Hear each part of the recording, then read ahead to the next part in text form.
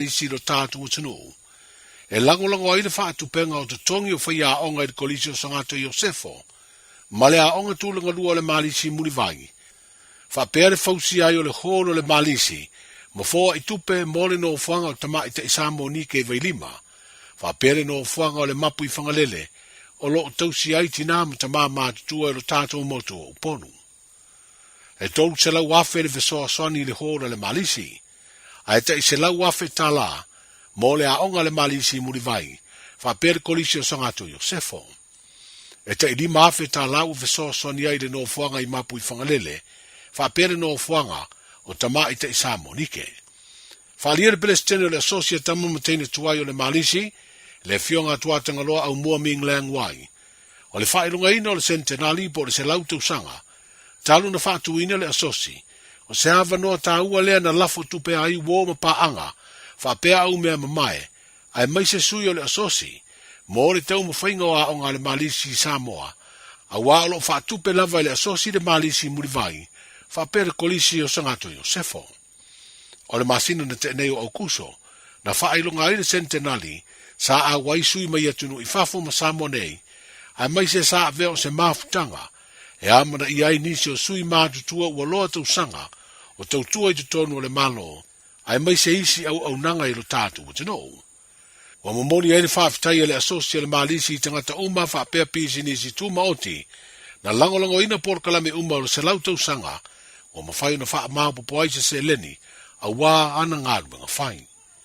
E tasi le miliona tā lana a vea mataula inga o tāpenanga po se tāket, i se leni e mawhai o na maua, pei tai ele i whaeloa ina le asosi pēna au sia le ao whainga.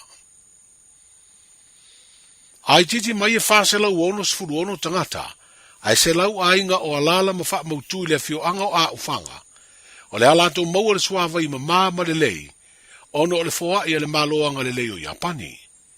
O lea foa i tupe tau se lau se furu i waafe tā la Samoa, o wha moe fausi ai se tāne vai tele, e ma whai ona teu ina aile se lau wafe lito le suawa i ma fausia se pae pui aile tane vai, ma whaalele aile au nanga le suawai, o lo maua e a inga o le nuu i aso teitasi. O a ufanga o se tasi leo fio anga o le tātu o te nuu, o lo a vea masui o le porkalame le suawai tu maoti. Leo lo pulea i lava e nuu lo la tau suawai ma mo le whaonga ina. O le fua i ane malo i Japani e ala ilana porkalame veso swani, mo ati na e manu iai tangata lau tele, o mai asaini ai nei e le sui o lea malo i Samoa, ma sui o le komiti o le suawai e le fio anga o a ufanga, se marienga, mo le whaatino ina o lea veso swani. O whaaria le ampaso i Japani i Samoa, o Senta Keisuke, o le awha au au pere porkalame le nei alona malo, ina ia maua i pēr nuu mafio anga o le tātu utinu, ai maise o tātu tangata, veso swani e veso tai, ilo latu soifua manuia. O le whaero ai le tai o le tātu malo le mana o le tupo sa le tolu, e fia feiro i atu le fio anga ma le tu malo si umu, leo le awha mautu ai malana masiofo pe amalanga mai le fono, a malo le tau pulenga. Wa whaero ai le tofi pule nu o si umu i si sifo, i le nusi pepa le Sunday Samoan, tā penanga ua whaatina o le whaafotu tupu, e wha e aise sua whamatai tā ua maua lunga i le tupo sa lesa. Wa whaeroa le pule nuu le fionga to whai ono ki tione le nusi pepa. Sa tala noa ina se fono le nuu se sua whamatai, e wha sua wha i sa lesa lea e lua suafa o loo whirifiri iai, o le suafa to ainga o tūmua, ma lea somua le malama. Wa whaeroa lau tele le ofisa o le maro peretania i Samoa, nisi o porkalame o le malanga mai lo tātu utinu o lana mai estete, malana masiofo, ai leo au fi aise sauninga e whae e aise suafa matai o le tupu. Pei tai o le tu mautinoa, o stasi leo fuafuanga le a whao popo i le porkalame. O le awa whatupu e whaafero e ere whai ngā malanga mamalu, o le a whai e nere universitea o au le tātu utinu. Tasi leo porkalame ua wha mautu, whatasei maisi tāpenanga uma ua maea, ona whaeroa lau tele le komiti o tāpenanga le malo. O le whanetani malo o le Sinalei, o le a fio ai le tupo sa lesa, malana masiofo o Kamila. O Universite te tonu o Peretania tele, o le a o ngai nisi o tama whanau a Samoa, ua wha manuia ina ni awano o Sikolasipi, i le porokalame a lea malo. e to wha ila tau u whiriwhiria, e au fiai ta mai ta i to tolu maseli e to tasi. O sao wila Melissa Tulovaa, o le avelo na whailonga o le Master of Science in Cancer and Molecular Pathology and Genomics i le University of Queen Mary, i lo ne tona. O oli i le li i le au noa whare to ese, o le avelo na whailonga o le Master of Science in Global Development i le University of Manchester. O Penaya Gregory Une, o le avelo na whailonga o le Master of Science in Environmental Futures with Climate Change i le University of Essex. Mafulilo Mataua Tapuali i le ao tuitama, o le avelo na Master of Science in Public Policy i le University of Strathclyde. O whaalia komisina maurunga o Peretania i Samoa, i le sauninga na whaamawai atua ia i la tau nei e to wha. E se lau lima sifuru University sa whiriwhiri ai i la tau o whaamanuia ina, e su e ai o la tau whailonga. Ma o le tau sanga nei wa atua ai le fast furu tau sanga o le Port-Kalami Scholarship, a lea malo wa whaingoa ina o le Chevening Scholars, ua whaamanuia ina ai e tama whanau o Samoa. Ma o le masina nei wa whaamoe moe, e tu ua ai lo tātu o tino. O le ufai uina ma le manuia le tāmi usanga kirikiti wha Samoa le te uila le neitau sanga, i le siampini ai o le au o le tanifo le vao mai le fioanga o Sili Savai, i le vaenga o Awali, ai o le au o le fitu wao mai ti avea le pata i le vaenga o au o tamai tai. E ono afe tā la le whaelonga tupe, o le ipu ma le te tā ua maua le tanifo le vao, whapea isi whaelonga whao popo. Ai lua afe tā la ma le ipu ma isi whaelonga whao popo foi, ua maua le au o le fitu wao. O le au o le vai mai tanu ngā manono le au le a tamai tai no lātou sa i le siompini i le vaenga o tamai tai ma le au o le fitu wao, ia masa mua fo i whaelonga tupe mo le au ua tūlanga lua. E whapena fo i au wali ua tūlanga lua le aini usami, mai matau tu i le whanga. O au umana tausini o e peo le au kirikiti ali ina masi i mai le Statue Utai Amerika na maua fo i whaelonga. O whaelo ai le whaatamao le asosi kirikiti wha Samoa, le fionga le minstau whaatoanga ma whai ngā whaiwai le lau ngā tongi, e iai au mai whafo e peo Amerika Samoa, wa whaeloa ro lātou fia a wai le tāmiru sanga o le tausanga whau. Sfurulu afe tā la le mea lo whatupe le malo, na tu inatu e visoa soni ai, i le tāmiru sanga kirikiti wha Samoa le te wila o le neitau sanga. I le tāmiru sanga le kapia le King and Queen, na taua lunga i eli se lautau sanga le kapia le fio anga o pia, o le o sola le au le kapia le Abia Maroons ma le Siompini, ai tūlanga lua le au le Tepatasi i le vaenga o li. I le tausini onga o au o tamai tai, o Siompini ai le au le No Idea, ai tūlanga lua le au o tamai tai mai sala fai o le Savai Queens. E sfuru afe tā la fo i le malo fa le malo, na tu inatu mo lea tāmiru sanga, na fai wina le fai unga o le vai aso na te nei.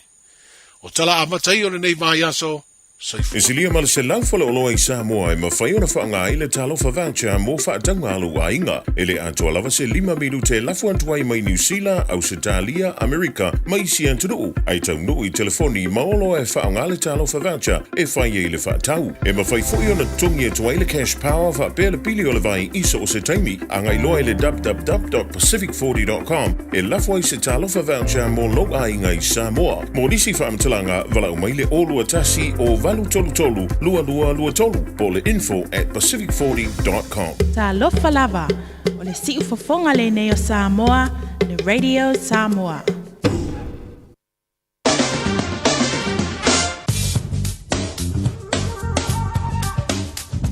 E whatalo whātua lau tala le nei o le tau mule so ma le asa tai au. Winga le tau mule so e ufitia le langi i ao e mamawhati munga mai ono iai whai titili le awa uli. E whaasolo ina le lei winga le tau anga i atu le afiafi. E angi mai matangi mai mātu o le atunu whaatupula ia le malo se savili mai sauti sisifo i le po. O le vevela whaamauina mo le so e se fulu ono tikeri a o le malulu e se fulu tikeri. O le angoto le la i le afiafi ana nei i le se fulu tolu minute te ai le tu lai ono. ono. Mo le aso atai au e matele ina le wing o le tau, se i vanga na ai nei timu to ulu le tai au atai au. E angi maro si mai matangi mai le tu sifo la tunu, fa solo ina angi mali mai savili mai le tu saute i le afiafi. O le vevela fa mauina mo le aso atai au se fulu fati keri, ma le malulu e fitu ti keri.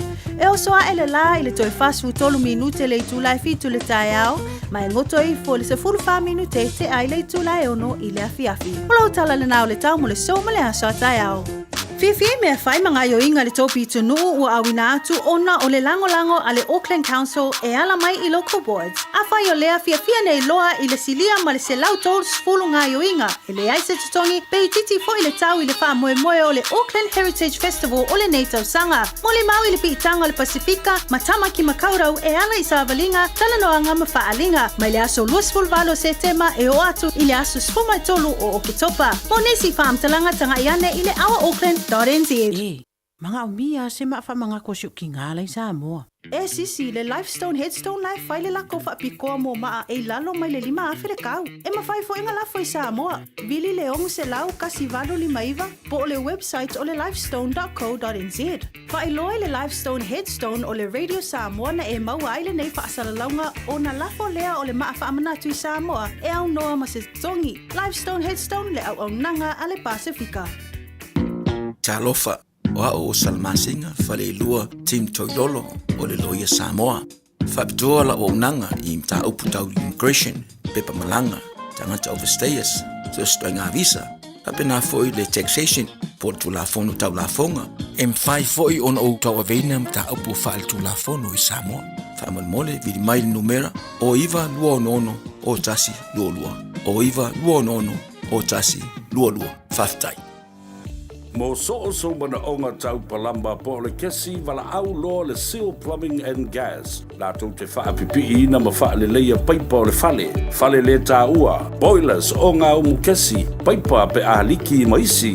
Talia wins quotes. Wala au loa fui maono mai umpulusi. Ma Steve o le Seal Plumbing and Gas i le olua tasi fituiva tasi lua. Olua tasi fituiva tasi lua. Tau iaina e whaafonga le Radio Samoa le nei whaasilanga e tōro se ai le se 10% mai le tau o le itu la mua o lau ngā ruenga.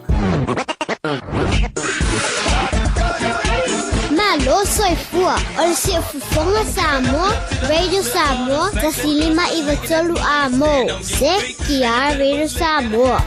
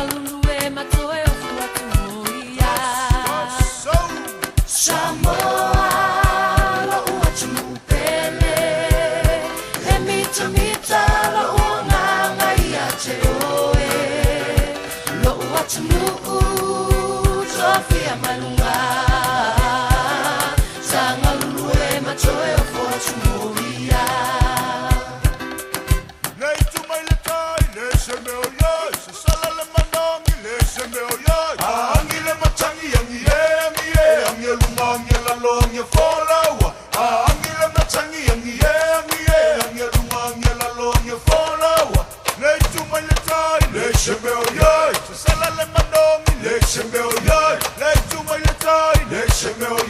Kasala le manongi le semeo ya angi le machangi angi angi lunga angi le longa forawa angi le machangi angi lunga angi le longa forawa value lela lona tawa tiati wachua na iatu foi lela value lela lona tawa tiati wachua na iatu foi lela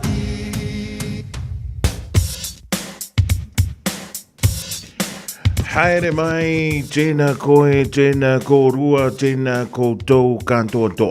E ole vai aso le te wiki o te reo Māori, ia e whaatalo whātua i le rivaengo la wuli lau whaafungaanga. E elenga tui leo lau mai mo fōi mai te tonu o ainga, tonu o whalewhainga luenga, ia o pisi nisi company lunga o le ala tele. A toi fōi ma lunga o le upinga te whailangi. So se turu olo o tie le tautua. Whaawau le radio Samoa tasi lima iwa tolu a mo. O le awauli o le asunga fua le rea sa sfurmaleono le rimasino September. Ea ua pei o le ua toe amata mai le sawa le manulu o le vaitaimi o le tau manulu po le winter. E na ua suia malie winga o le tau. E mo iana manulu le whai ngole vaiasu. Ea o le whamai o le vaiasu le ni. Ea e matua i manulu lava ia o le toe tale a le manulu. Ia e tau whaafefe i fwoi tātou le nei a māsina o leua pāsia ma le afa. Ia e mālo le whai o le whaiva mālo le ono sa i mālo le wha mālo losi e tiute ma whaiva lo filima e pe o le whianga iailo o tau pa ia ma lo o tau ma manu wha mālo atu e le whitalenga ia te tia. Ia malanda tau tua ma le tau maftanga mai le tauna le lasi uli o mei fwoi steimeling ma atu leu tātou maftai. O le tō au nau whungamua ma le polo kalame a wauli ma whungamua si o le ele tulai wha i le fia na nei. Ia, tālo siera mo se whainga malo longa fia, se whainga malo longa fia le mo ile whai unga o le vaiaso. Ia, tālo sia fo i ele i sola le matua o le la unga ina ua mai ale tālonga lau manu Samoa i le fia nafi ma le au malosi mai a pani. O le semi final na o le tāmasanga o le Pacific Nations Cup e pe o le iai le tātou au le manu Samoa o le au e Japani, Fiti, Tonga, Amerika, Makanata. E ui le wala e le manuia tong whainga le manu Samoa i le fia nafi. Toi tasi ia le tātou tālonga o le Pacific Nations Cup lua whilu wha e whaiale i le fiafio le stona i o le whaiunga o le niwe yaso i le tulai fitu o le tālo i tātou ma le aua Amerika.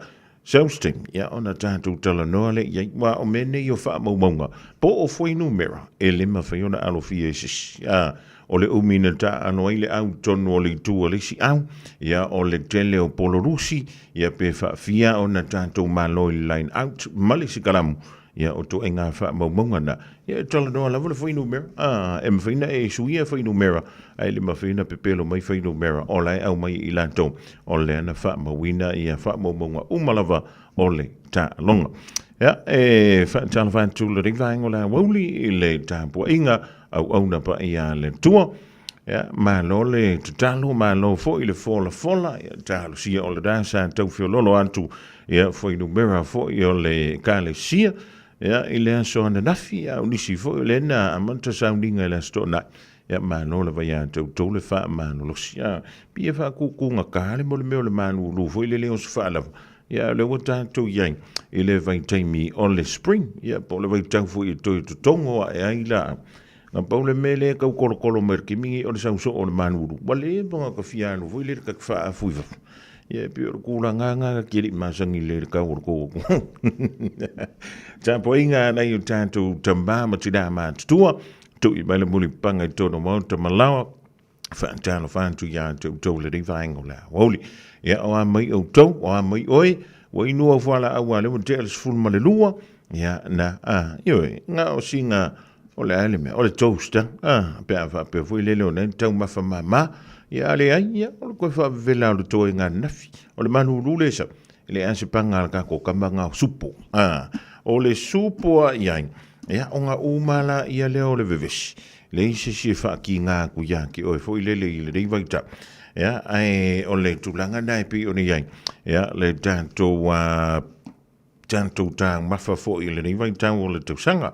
Ia e toi wha malo tu i le ni vai ngoleso i lau mai moa ma lau wha funga fo i le tautua wha wau a le tantou wala. Leo le radio Samoa, tasi lima iwa tonu a mo. Matatua, o au li wha pene, ia tantou te sia tuai fo i nisi o tautua ma o nanga o lo o wha pelea o na tautua i nai lo o taupa ia, ia ma lo o tau mamalu ele ngantai o nanga tau mafa. Ia e wha pe fo i le tūlanga pe i nisi o loa e wha tau inantu o nisi fo i o nanga ia wala vai ia le tautua ina o le pa ia ma le malu o lo tātou o tino.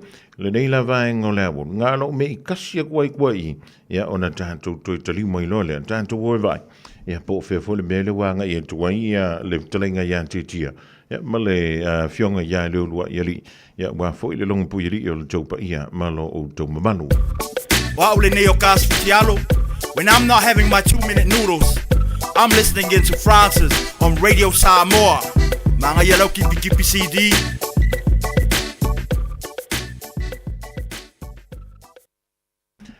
Ja, ole, te milunga le wansi le Radio Samoa le rivango le uli o le wansi antia lua se fulu ma le lua minute. Wa te aile se fulu ma le lua. Ja, te minei. Whiwhilanga o le fōua mātou whatasi e lunga o pēr mga nunga le ea ma le whatalenga ia tia. O leu te tauwa ai atu i soli. Pe i uma se poko ngā se ngu e le mene o kewa ia kua i le whatalenga tia ma lo le ngā lua le iau. Ia te whatalo patu se umanu le whiwhaianga le uni le au nanga man tautua whele wele Samoa pe ana iai. Ia leua matasau hoi tātou pasalaunga i nei tātou vai o le Hepo Life. Ia pe ona i le lava yasu. Ia tulanga sa i tātou pasalaunga. Le laua, uma mo tau maftanga whai i whalainga. Leo tātou se e mai i vaenga o lo i ai mo vai o soifua maloloina. Ki ona i le tautua whai i malaunanga. Ia, ale Hepo Life, e le tautua malaunanga sunga i asti, ia pe po le fatina ia tofu. Manuso i lantou. Ia, o lo o ngā seina tātou vai pati se malango. Ia, ale sunga ia ua pau. Atat, o ia, vai sila ia tāna merewe. Kasi ale, o i konga lewa, li waile ngase sa te ngai maksunga ia paua suman. O ye le aila e se kala ingo whanu whamaua ma i eska mo o paua e whafta. O le vaila lewa leina lusil toina. Ioi, o le tulanga tonu na, e pia ona sila pia poilina watu mo le mawala uso. E le stava ngase asa iai. Ia e whātai o lewa vele nei vai. Ma vea o se vai fo. Ia ma ua vea fo se whasi ngā malo sia te ia. Ia la ua malolo ina, whata se malo i talo. E ua malolo ina ia ua whau te mine. Ia, lele, ia se iau maia po ana vai a te tia. Ta te fia maua fo ile lusi na ua lusi ei aua pau o te iloa lau talenga. Ia ngai kau lusi e pe kau fusi fo iliski. Lele, whakakamel tātou wa tino o whelava nei te maua maile tautua o nāngal wele Samoa. Tātou pasalau ngalo tu sao atu lava i nei i Dawson. E te maua lava i ale mātou o nāngal whalo loa al First Choice nei Dawson. O inala, o lo iele mātou au nāmal tautua tātou vai tonu. O i o loa ngai malto o telefon tātou atinu nei ta māma nei tina mātua. Mo le vai tau mafa, wale fonga tau mafa. A wale soifua maraloida. Leo kousi sila metaka lewa loa pau. Ia lewa, la tātou angai a tonu. Ia, la mātou niso tātou pakame, martelo tātou vai. La tātou atu mua lava. Kousi sila malpa ia male malo tātou atinu. Manai ta mā, manai kina, ia langa tako ilea, ia ole au whai ngalue ngā lea tua, ia, leo tau sila mai, sungai whapea ngainga, nai tina matua, ia, o leo long whai o na moni mawina, i le nei whai mai ngā leo nisau manu. Ia, o la tau nei, ia, wangai mai lamal whaatau wa ino le tātou vai tau mawha, pe o na ile tau tua pra unanga le tātou vai le Hepo Life i nei Dawson. Ala asea di tonu, ili no whanga alo whaatino ina ai, mana ngā seina i le tātou vai. Ia, lewa, sila mai le tātou atinu, e lava nei te mafuta mai ai, o le te maitai a le tū, ia, o ia po se tasi o loo ngalua i tono ma ngā sina o tātou mai taumapa, ma le te maitai a lia. O i tonu lava lea, se umanu ma le sisina mai tātou atinu, o i o loo mawhai o na ngā se tual tātou vai, ia, o le lau whai o le whaamatala kei tasi atu o le tuakine a lia. Ia, tuai ngā ti, o le tuai ngā loe, ma le tuai ngā shape. Leo lo ngā se sina tātou vai, a wale ponga taumapa. Male soi pua maloloina o tātou atinu. Dia, en whai ona e tau talakala. O ai tua i ngā tia, en whai ona ngā seina mo tātou atinu. Right now we have 3 flavors of tea. We have our original flavor, which is the lemon original. We have our peach flavor and we also have our cinnamon flavor. So the benefit and effect of these teas is to help to burn the fat and to give you the energy that you will need throughout the day, whatever you be doing, whether it's fitness, work, or housework. Yeah. Manaya, o toi ngā tīra le lua se sila mali tātou atunu, e se lava molo su lola vinga sau lava o ta mai pala su ngā tia te manawai. Ole aloi, le mo buona tau ma pala tātou atunu pe angai mai. Okay, we have 10 flavors of aloe. We have the mandarin, original, mango, and grape.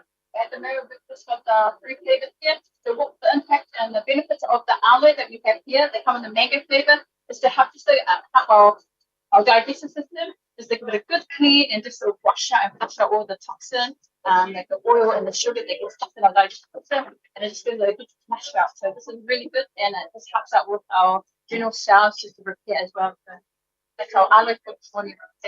Ia man tō pela se manu em whai ona e su mai, ai mana e mix whatasi le tīma la alo em whai ona o tino ina la re vaenga. A le ngato koilia, a whapete mo sau e se su mai la boi, e ma whai ona whamalulu ia lau aloe, e whai whai ona whamevela, o isi a vaenga tau a pe ona ila, o nangamu tau tua tātu hepo life, i nei kose pe ona iei. E le mea ngara tau o le whaipa, o la le tau i tono le mai tau mapa.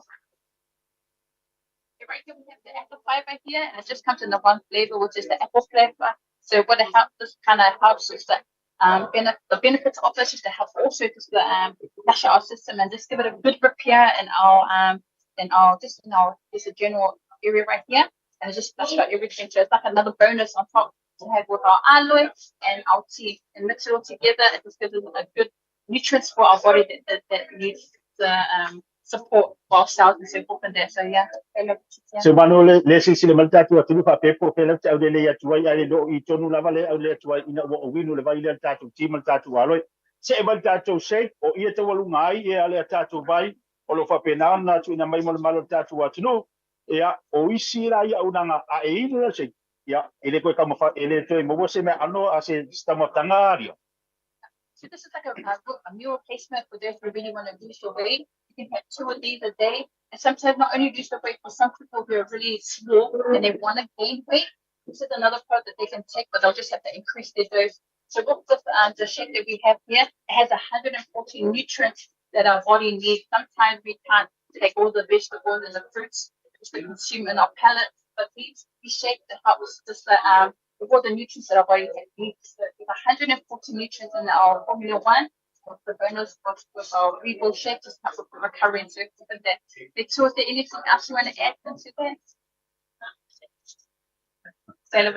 Ngalo fatai ia e foto nga se ko lem fai ona nga se no tolo matu a palnei tolo winga tau te lele molo si fo maloloina o le tau tuma nga tatu hepo e fai on tala mai le aso mafua e man tua tatu e o fa tasile tatu vai mali fa malastino pe ona yen tatu fa malastino le aso mafua a fiafio asolulu atasi mali tayao le astona o le tau le na fai lo fa malastino aso mafua a fiafi fo na nei fa tatu fa malastino ye mal tatu si mal tatu aloi o tatu no fanga o lo fai tatu fa malastino fa pena fo le fiafio la solulu tayao la astona o mal fa malastino to ya na i mai nei o nei o lo tapu vai tasiela una mal tatu o tatu vai ia awale fonga tamafa ia o nisio vai ngal matu tatu ia mata tala le tula I pa le tayao mai le songa fuasi pa ia las palaile I ba tayao anga I le tolu I le auli a o le astona o mal fa malastino tala tula ba tala fo le tatu vai se pa ia le tula se fu le lua aso sa e uma le to ana I le afia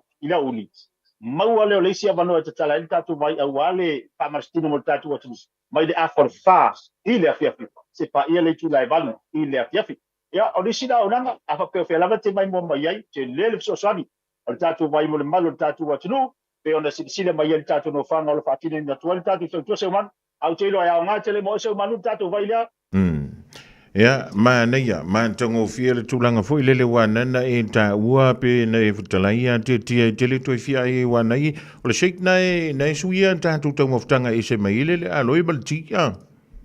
Na o le se man. O mana tau mafala ua aloi, o mana tau mafala uti ai tau ai pai do malau se. O lava matue na malau se fua maloloina. E te le te tau apa sta maftanga nafi. O lava matue le shake na e tali I lau sua. Ai fia mau le seifua malolo ina lei ai fia mafuta I lo to rua malau fana ule o me lo seifua e te mau la una mal tau tuale hepo life ia wale seifua malolo ina se ma Lele malo fa tanya le telinga tia pawa o lea ia te lope nei le o ilo le vaenga na nai fa yam ting tinga o tuli fo i stem ya. Mo te mi le te mangwa le va ma ke amar kama. O le mata tau tua e te mo te tono le fale o lo le fresh choice ine I Docksin. Ai olo mai te tonu e sauro le nga mo ki na au ana sta ko le ko lai e tonu le tusi mo sa. E mo pa le since the start what do le le a mali sa sta ma sta ma tua e le nata ko le a ko plana kala bo le pa tu le yasu ya ono le a hai mai da mo la jo ona la wala tu sita pia ese de ta ua o le pai so se nas e o ta ko se fo trata se wa le ling ma lo tanya tia ya tono na manino le fa fonga angal ta tu tro lo no winga tono le fa lo le fresh choice le sa ave ma super value ya sola a Sa o le te manu le wa su ya nei mo le fresh choice super value fresh choice da mo wale tala ko John sai to super value era mo su fresh choice e to mi ala vai no su para roa se ma le ling ma lo fa tanya o le tulanga nai pio ni le rivaengo le uli mai tawan tua tia to te le ali ia nai tua ma tua ia pe fo le ta uste mi sola nei to tele sunga fa fe nga na wai ina o so fo ma no lo ina tia e manu le ka ke man fu ta mo ava ko le na teki ya le pe ona si le ma je ya ko le ma to no la banda de so le ba ko to ma ya tu sa ya a o le ni le ka man sta ma so lo ka vai de pe ta ko vai ya bi ona ya se fo na ku ma ma su mai ka tene ma lo fa tai ia moli en ia lo fa anga fa tai mole a no fo o tanto filo e le rivaengo le uli ia wole so nga bien ka ko shake vai ka wanga supply mar ke mingi se or krisi masinga ilo ele se swing a tete yo se manu apa fe te o mole pa no nei te la ngai pauli me o ke ngangi ke wa me le shake ele nga ya ai pa te ke lava ele ma tu o no un fa un na tu fo la na mo te tu ale al he for life in nei Docksin mo le tu ele nenga pa te ke lava Baltina ya sofo me se pone sunga le pole ya sti ya bala finga luenga le hepo life ta se bala ngala sofo le sunga ya upal ya balta tu kalami bole ma tu wano sa o tu ta tu pasala nga le ba ngala unia se man ya tele la singa ta ngai balta tu watu ya tanto mai ta si pe ona e tolai o tolenga ya tia ya me le fianga ya lo ya li ma le to fa fo ya awa pa ya pe ona e mai moma e silsila tu ile ni vaengo la wo li fo ile la tu ya ma le unanga na ale Docksin Herbal Life ya ona ya ile a loe ma le ti e ma fa ona e to ma fa ina vivela ya pe malulu ya ma le tamana shake ya kai pe la vo le milk shake fo ile o le tamala na e ma fa ona Yesuia ia la urupua ale ke fie ia po lau ma moi ia po au faspo vivo ie lo ia e mawhaina sui e le vaenga le da ia le tātou tau maftanga na ia walawa se suinga o le soifua manonoina o le pa ia male mamanu fo i o siu tātou tro e pe ona e mai moma e whaafunga atu iei ia mangi fu isi ngā suinga la tau ia walela o melisama e ke manga o la e o korsama wa mawhaionga ia ngā i fo i lele malau 2 piece ia po lau 3 piece ia po lau 1 piece fo ngā i oi le matawhanga wa o kemi fo ngā e alu e kako ka whaonga ia e whai e tātou papa kiu ia mata longa fo e mangi ala o kemi ngā o la ua makua mawhaianga e whakavalea le polo o mawhainga e kufo i lele lunga kurika miki da wōrsan ai le hanga leo o kur kemi nga nga pawanga ka ko mereva vayang poe mai ya ma e wisi me se fa isi ne sui ole tu mala unanga na le Radio Samoa fa i te mana o ye le tu wala o mai le tanto ofisa i le lua no lua tasi lima i tolu lua no lua tasi lima i tolu 24 hours a day 7 days a week Radio Samoa streaming live on www.radiosamoa.co.nz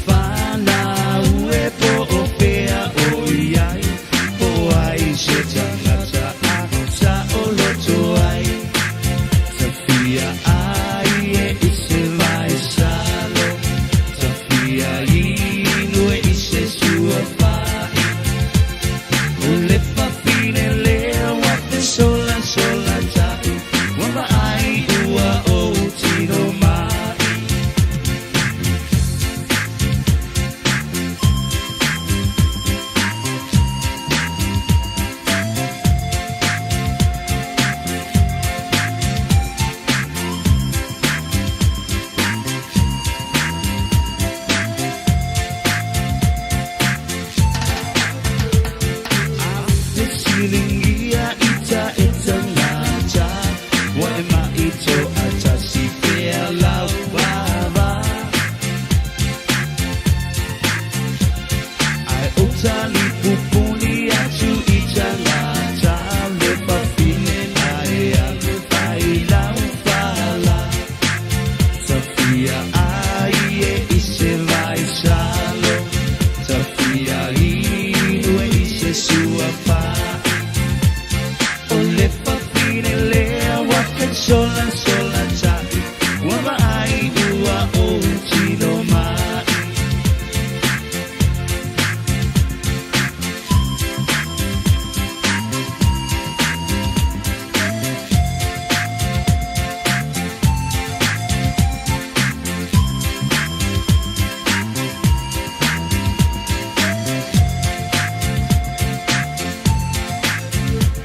Lau ole piso e soia e te tangi ai ulo ola alu ilo utina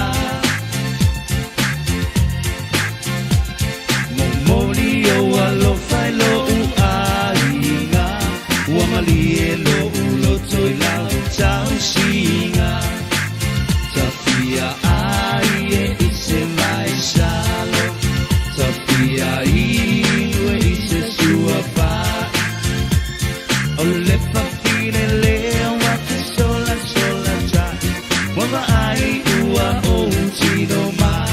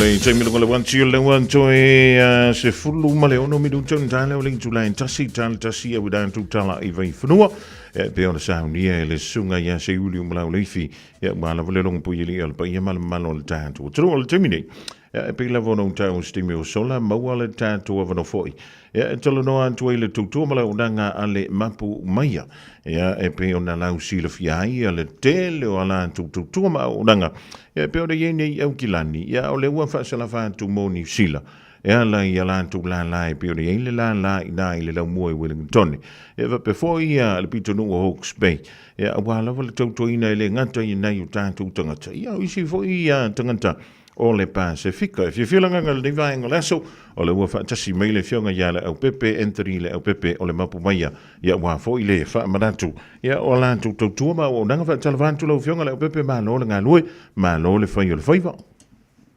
ya mo vele ni tu la fa talfa tu ile fionga se ho tu fo le tatu ma tanga le so e fa talfa tu ile malu su tatu tu le fi tu mali fo la un fo tu ma tos e te nane la fo nga ren pa ya le tu lo fa le malu tu fi ho si tatu tu nei fa talfa tu lo nga fa lo talfa la ma lo le faiva ma lo le tauantai ya ni te tu vale le sili langa au kilangi le fa le tonu ma le tau ai o la le tau idai le laumua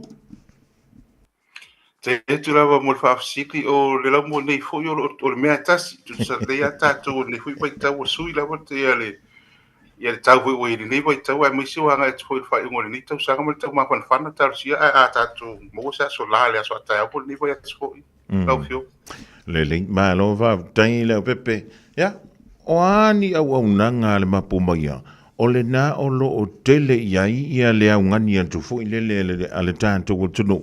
Ia mō se fisosoani la au tūtautua.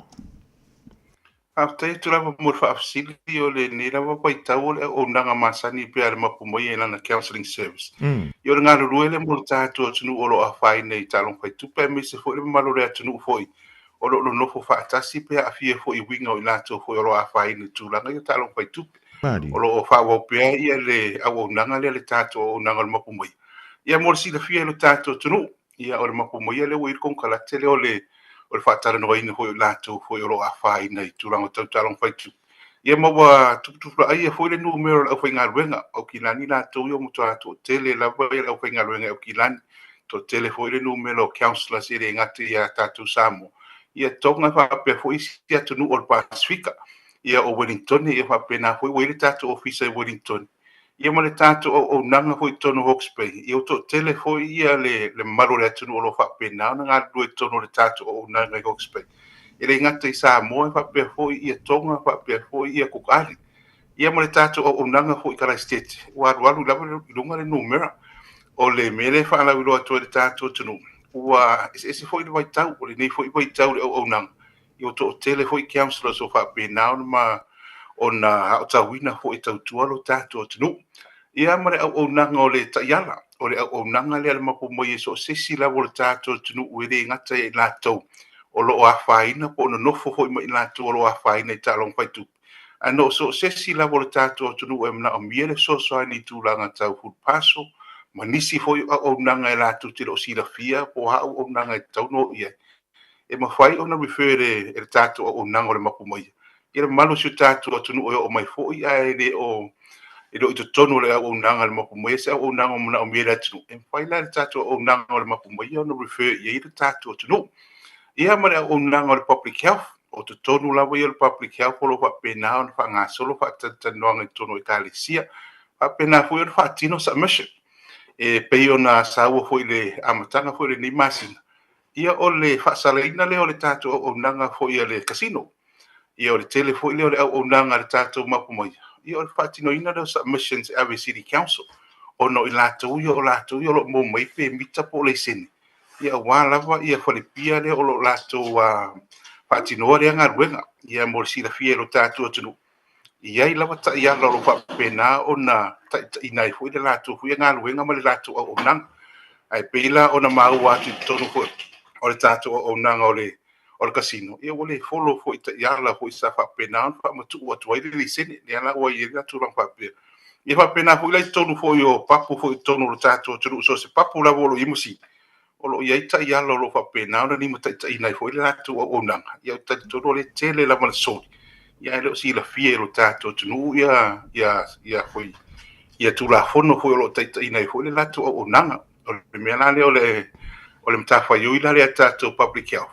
Ia fa la wilo o afianga ia ma fa tatano ia ma faila to submission telefone submission la ofionga sa fa pena fa tino tonu ka community board ia kilan ia wa la la to no si la fia fo ia afianga o ta long fai tu le ngata de tatu community au ta ngata fo o tatu nga lu fa tas o le mela ale o nai o nanga ia ma research no we the research team ma mapu mai Yo no ta inga la research ia tara no mai tātou ni le Pasifika ala ia fa mau fa Pasifika. E ma fai fo yo tara no tu tātou tu no ma relate ia ma tara fia ngai fa ta inga fa ta no ngai tono e Kalesia. I lunga I sa o klato. Lo se folo 5 miliona ia le polo fiti la va ia masing. Ai le a fia polo fiti a telefoni. Mata alonga lo ta alo ia le alo ia fa na.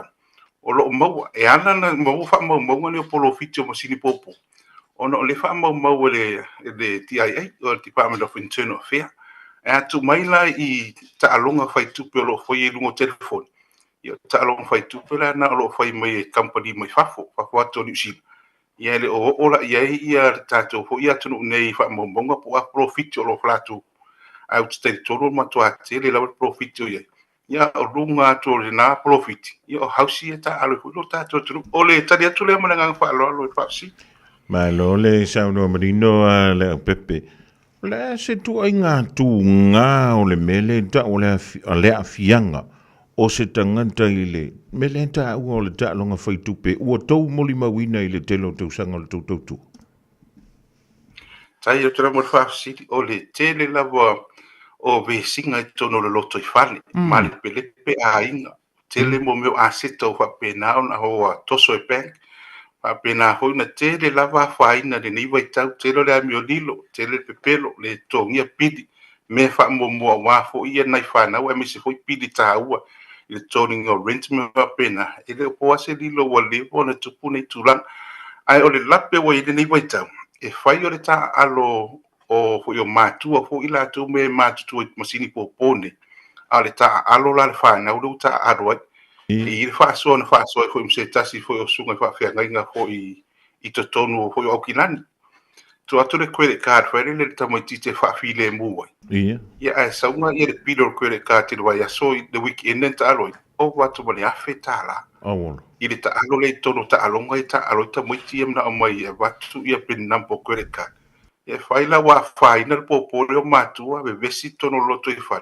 ya to be vesi to i fa na una to i fa nga se o credit card mo fa nga mo tu la ngoi o le tele branga palo o ai la matua ma fa na uia le e mo i tulanga le ua ngani tu le tautua le au pepe foi le mosef so son yo ai e le o po mala e foi le o le tele o fa fita ulini e mo musu ka ko o so se so son ni ai la fa mai le yo le ko ke ya nga ngai mela ki ai ma ke i pe ya ona masania i tono ai ma na ye fa fasili o le tulanga le o ye nei e fa tata no ngai tono e kalesia o le o ya wa le o po fo se li lo tato tunu a fa ina le fa fa sain e te vai tu la we fo ringo tato lai o wala fo ye va tu fa fo nga yo fo na ile fo la malosi te vai tu la we fo ringo tato a fi la malosi ai tu mai lo la ya fia ngol tanga te tang fia ia le ia tang foi tu e te fi o tau mate o le mena le o ngai ni le matu fa ta no ngai tono e kalesi fa so tu foi le o nanga wa ave ma wala foi le wa fai ona fa so mai foi ia le malu su tato tu ona onisi foi tu tono le o nanga lo fa pena ona wa ave foi la tu ma counselors o ila tu sa afia foi tu langa tu talon foi tu lana u fa so atu le tulanga tu nga fu isa o ilato wa vela ma wala utatala mai fo ia le ile atu ngalunga fo lo ito no ekalesia wa matala fo mar fa so ona ole nganga au tula fo yo fa tata no ngani ia abia to tono ekalesia ma wala sulu mai fo ia nai tangata fo lo mna ambise so so ala fo mana malama to tono le tatu lo tuifan ile o se fa pita u le fa ngofi ona tu ono se amionga o fie se fulu tau sanga o fai pe ia malo ia foi ni so tono loto i fale o lo fa pe na o fie ia o ila me ma fai on fa so mo ila to le rato now o le bona mana tu ono le tele la vo te me fai ina ile masini ite sau fa ho mo to ana i loa la vo te ia tono masini ile amata o le ngala le fa so ono fa pe na ono ko fisio mai ni so le atu ia ma ai oi mai foi mana o mia fa tata no anga mar fa so o le wa matan ma ko fo ye ma le tu wala lo la boya a fa ila van a mato na ya le hausi lo sutala ale wo lo se la tala o e mana o mia le so so ni al ma ko mo a fo sa lo sutala o le lo su lima tala yo a mato na e ma wo le tu la ngol na o mia e fa tata no ni si fo i wo le wa tawin yam fa so fo ni so le a inga fa le o na o mi se so so a wala ni ta tu fa ta di sei a matona mali pelepe ma vevesi a inga ona ua ele mawhai la bone tautino. A mataro na ai atu ua sui a lauta alo ua e nau i resi di matara e whapo. A mataro na whatatara no nisi a waia so se so swani fo i le tūranga ua matana o tia. Lele, malo whautaia leo pepe, ia e te lele nau tai fo lele ia matua umile tātou talandong.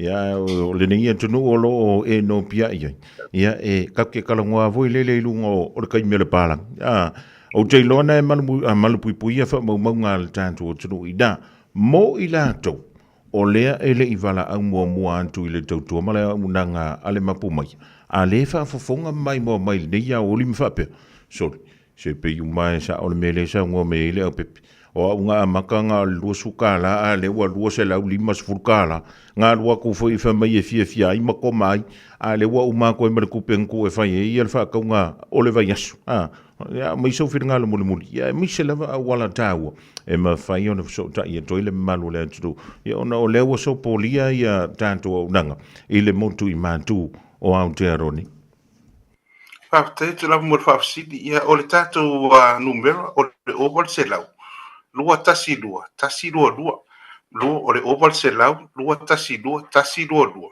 mo si le fia le tato tu o le o nanga ya fu i confidential fa sa la o na fa so isis ia le tu langa e te fa so mai ai o na e ai malapi o le o nanga i lalo konkalat ia mafai na fu nga ruenga a wa tato te atungaru le tu langa o lo malu ia fa mombonga o no lo papu pui fo ia le o nanga ni i lalo le ia te tau fu le tangata e mai se ia le privacy violin ia wa fa mombonga ia malu pui ia mele talo to lo tato tunu o ile o nanga o le o fa tu peina le tato tunu nei mai se le malo e tau tua lo tato tunu ai le fo son tutongi e paule me na ombia a e mana ombia lo le matu fa so ia fio mai mtala mai au lo ia le tato o nanga o kilani fa pe fo i Wellington nei ia mo Hawke's Bay mo Christchurch fo o lo e mo ia so swali pa na ombia mo le antulanga nga fa te tele lo vionga le pepe ia mo le tanto filo inga le ia woli ia le mai mo tampo ia le tanto utru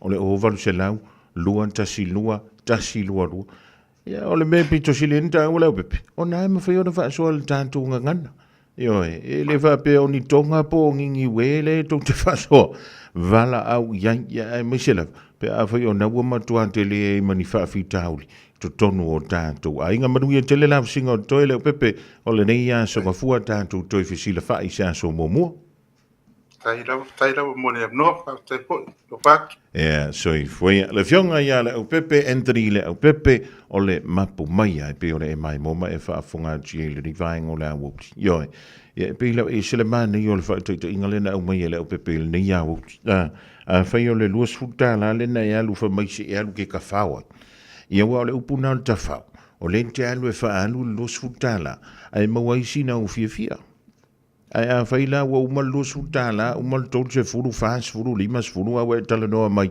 ile se lautala o le ana le sia fu nga tu e fa alu ele na valus futala o nga wa ke ia wa wangi mo ku kongo nga me ke lo fa o mawa ai se me le mo o malo ainga a fa yo lautali ele mala ulu no me la mafu mai Manuele Ituai.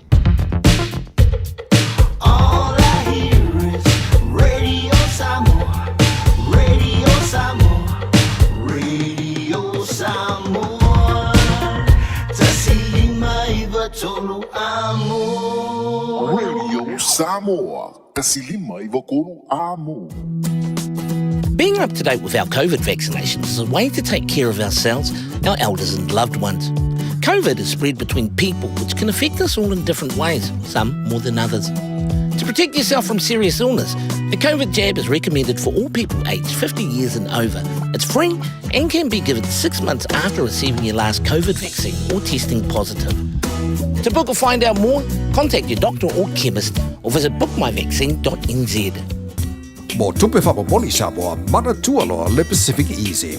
O lo wha wau pere tātu wha pitoa nao le 5 tala te tongi mo tupe wha moni pe a e wha ngā ina le Pacific Easy mobile app. O lo wha fo i direct transfer te posi sa o ailo tupe le tātu account ma wha tino la fo ino tupe wha moni lungo le telefoni ai ngā wha pitoa. I oe wha saone loro teimi mau tupe o taunga tale pensini ai wha ngā le tātu Pacific Easy app po le direct transfer mo tupe wha moni. O lo wha fo i o tātu ofisa i o Tara o Tāhu Huma Mangele o tātou la silia ma le fitu se furu wha sopori ai New Zealand. Mo disa whamtalanga wala au le o Barcelau o tasi ono po numera masani au kilani o le lua fitu ono fitu iwa fitu wha po le lua fitu ono fitu iwa baru wha Pacific Easy o la ba anga mo tupe wha mo boli Samoa.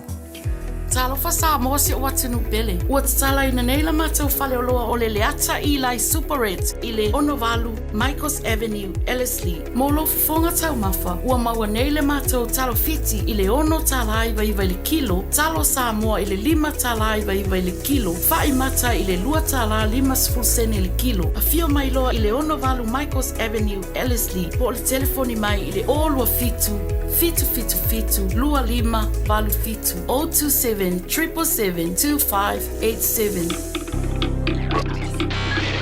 Tasilima Ivatolu Amo Radio Samoa.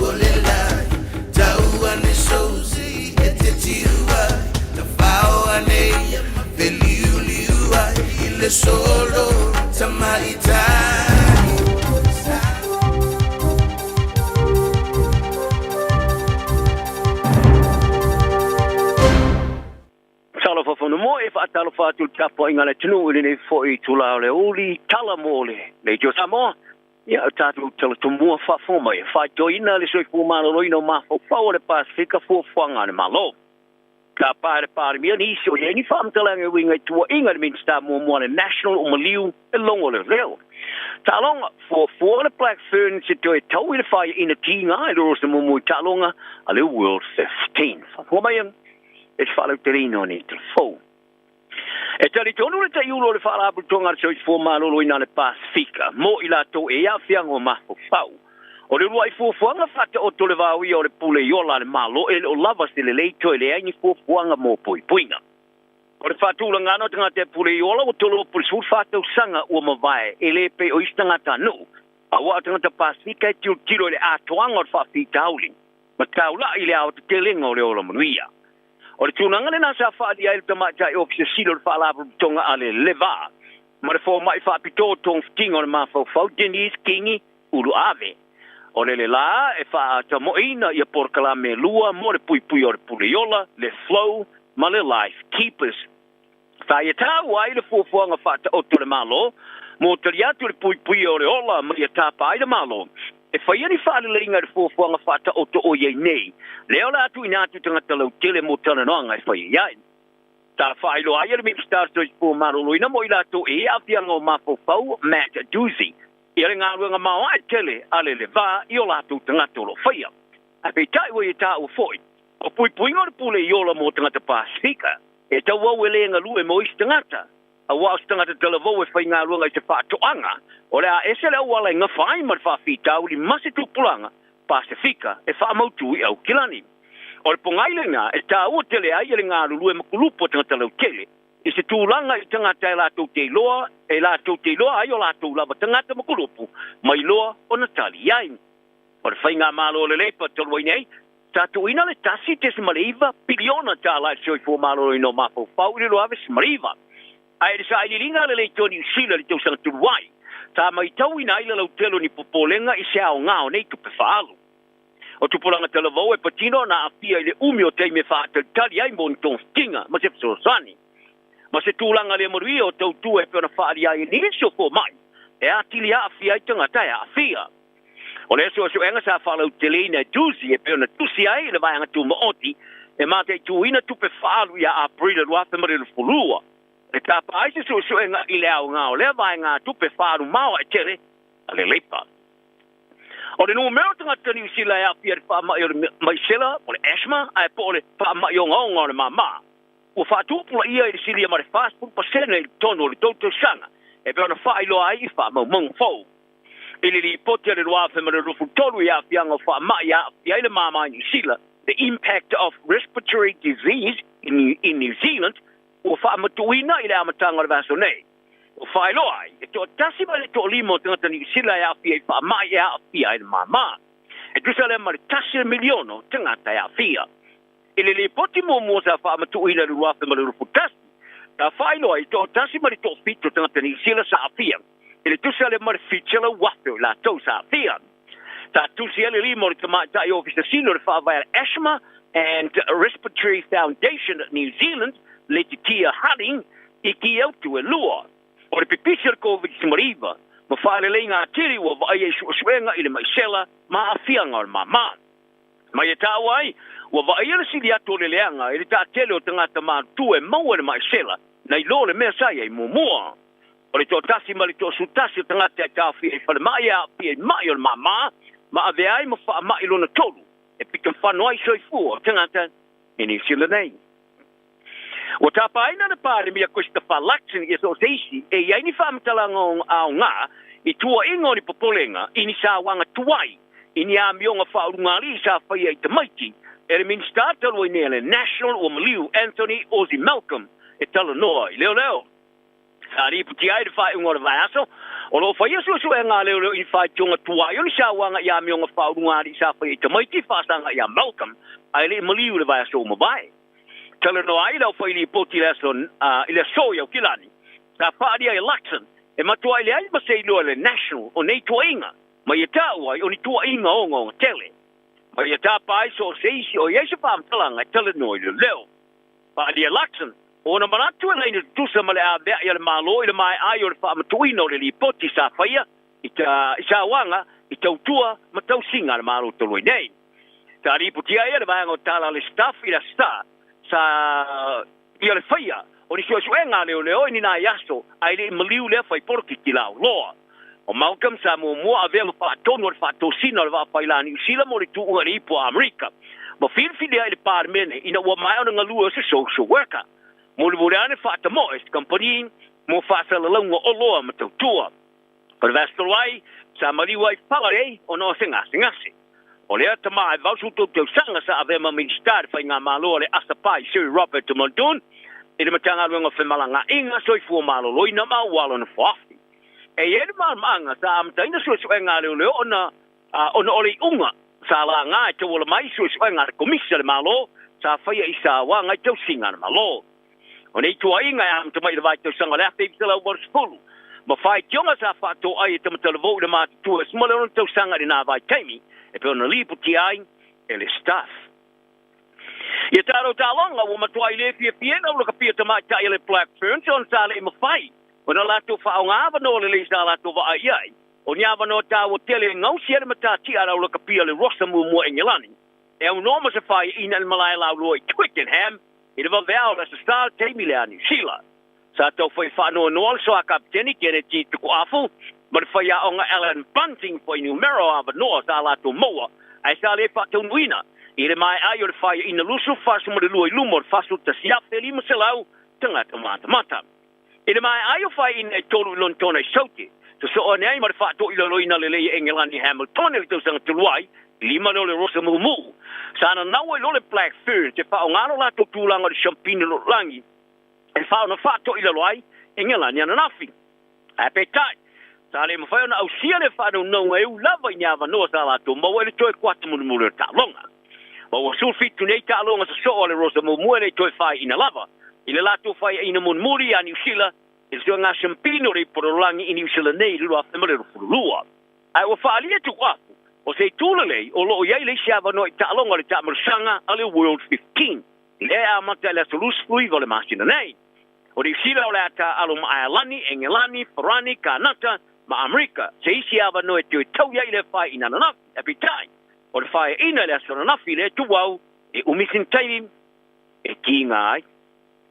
Ai e tō tasi lana to mata I sa moro filfilira o Engilani o Mary fe au nati. E pera te moe le tūlanga lusi po wete stasi ta mata ina telan ta alo I le rosa mumu.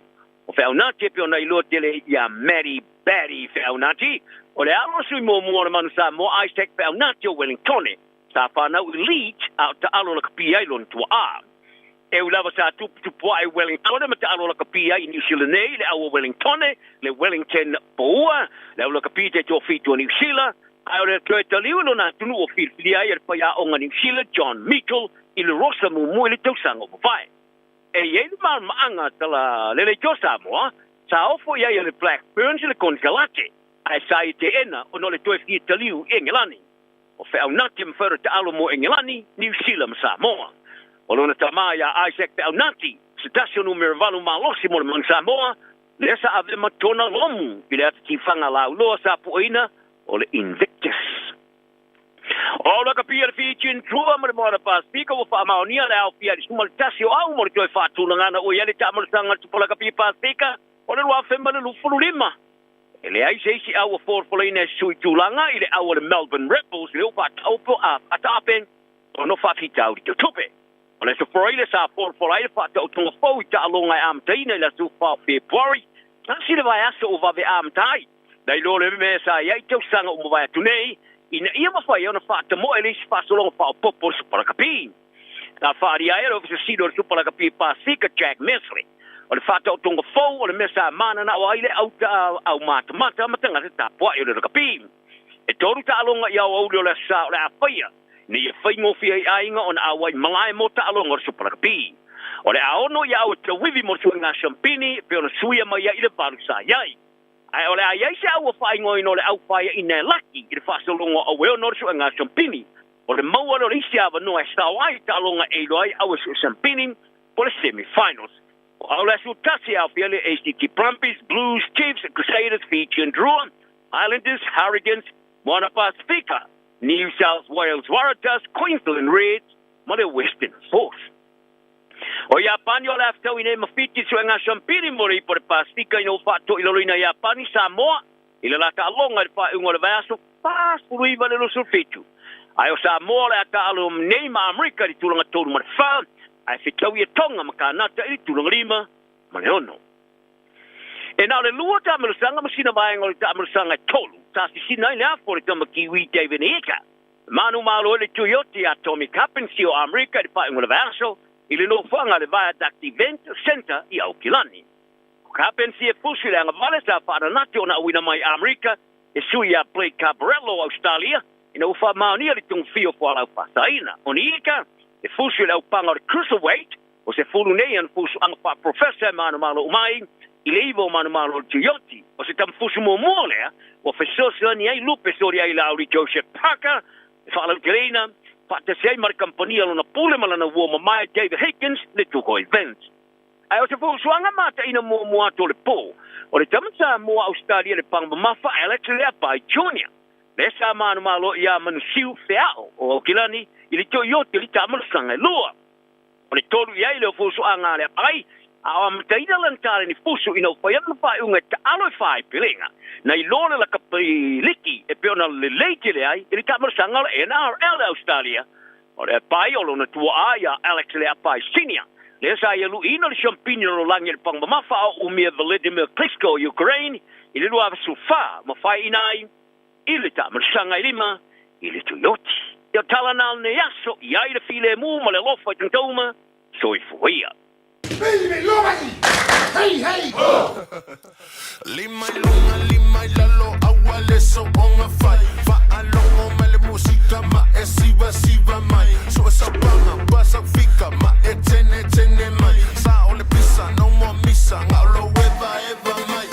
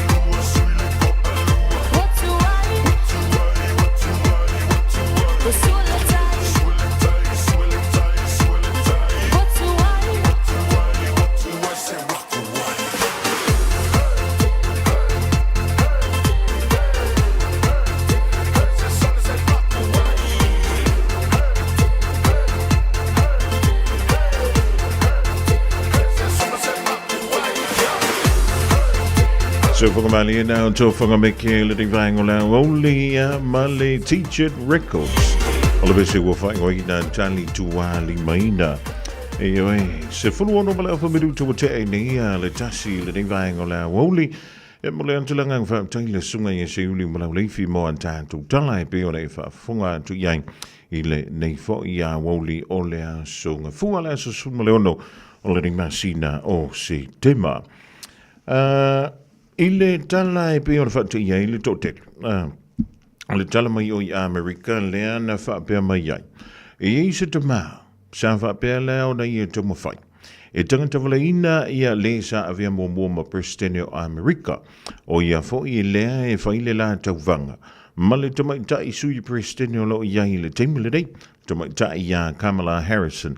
Le le i presidente ia Donald Trump. O le whaalua i lea o na tau mawhaistangata. E wha o le manua pe wha o le oti. I le sa avea mua ma presidente o Amerika. Ea o le nei ia ngai o inga sa wha pia lea o na tula i mai. E lana malai ta polo. E pe o na ta ua mai lea i li poti o le so. Ea o le pitanu o e ta ua West Palm Beach i nai Florida. Le na tula i mai iai ia le mata upula nei. O lea ua maua e leo le tamale na ia tamawhai e whaatino lea tūlanga ma ua whapeleo na lokaina i le temilde. Ai a manto na tū fesili e le whala puputonga o le FBI, po le Federal Bureau of Investigation. Amerika e pe ona masini ai bantu lai meni me whapea. O le mea teo fwai i le mta upulea. Po le ale mea na le mawai whana le FBI, wa me whapeni. E le ai ia se umie iei. E le ai lava se umie iei. Ia mai e muli foi fesili. Ia ai mua i pa le pulwhana le tangata. O le whamtalanga le au mai i le li poti le ilunga o le staff. O le whapea mai iei na wawele sola e se el tamalini. Ai le whapaina la na whana. E iei ma le mea wa ai foi le. I ina i le malai tāpolo le li o Donald Trump. Ia ma o se tala foi ua toi alua ilunga ia whamatalanga tangata ese i tono Amerika. A o sauni atua i le malo tele, i lana whainga palo ta tele i le masino Novema i le neitau sanga. Ea, o le whamatalanga i pe o na ta ua mai ai i. O lea ua maua le tamau, e swafa ia Ryan Wesley Routh. O ia le na o lena tau fia le FBI mapu e ina i le so, i lona tau mawhailia, e wha o le manua i a pe wha o foileoti. I le sa avea mua ma presidente o Amerika. Mantauntia. Mantua nei le vātu fo. Ia le na tau mwhai e se tasi o li e whana ia le li i sa avea presidente po Donald Trump. Ia e ua laki le mingoi leu. A wa anga le mingoi leu lo Donald Trump. Se e le puru whanga i le karinga. Ia se mea manua e se le tala le tātou te tala doa i le timile. Ia o le tūlanga nai pe una iei a antuno i whaf. Pe a tātou o i mea nei o whainga pālota. Ioi, o le antunu o Venezuela, o le mali e o le antunu, e o mai le temilidei, o lai tū mau pēa le lantou presidente wa fia tau sanga talu o na avea mataitai. Peita iane, o loo fina u mai ia le itua ngai, a le antunu, e au mai ia whamau maunga o le whainga pālota. Ea mai, whamele tala al presidente malana whainga malo o le antunu o Venezuela, o i ele eise me whapena in tupu. Ona ole ova ole pisi. Ole ova ole pisi o tangata whainga alwenga i tono le atunu. E whaanta tau lea i le whaamtalanga le li president. Ole a vave mai iei le kerisi masi to tono Venezuela i le tausanga le dei. Ioi.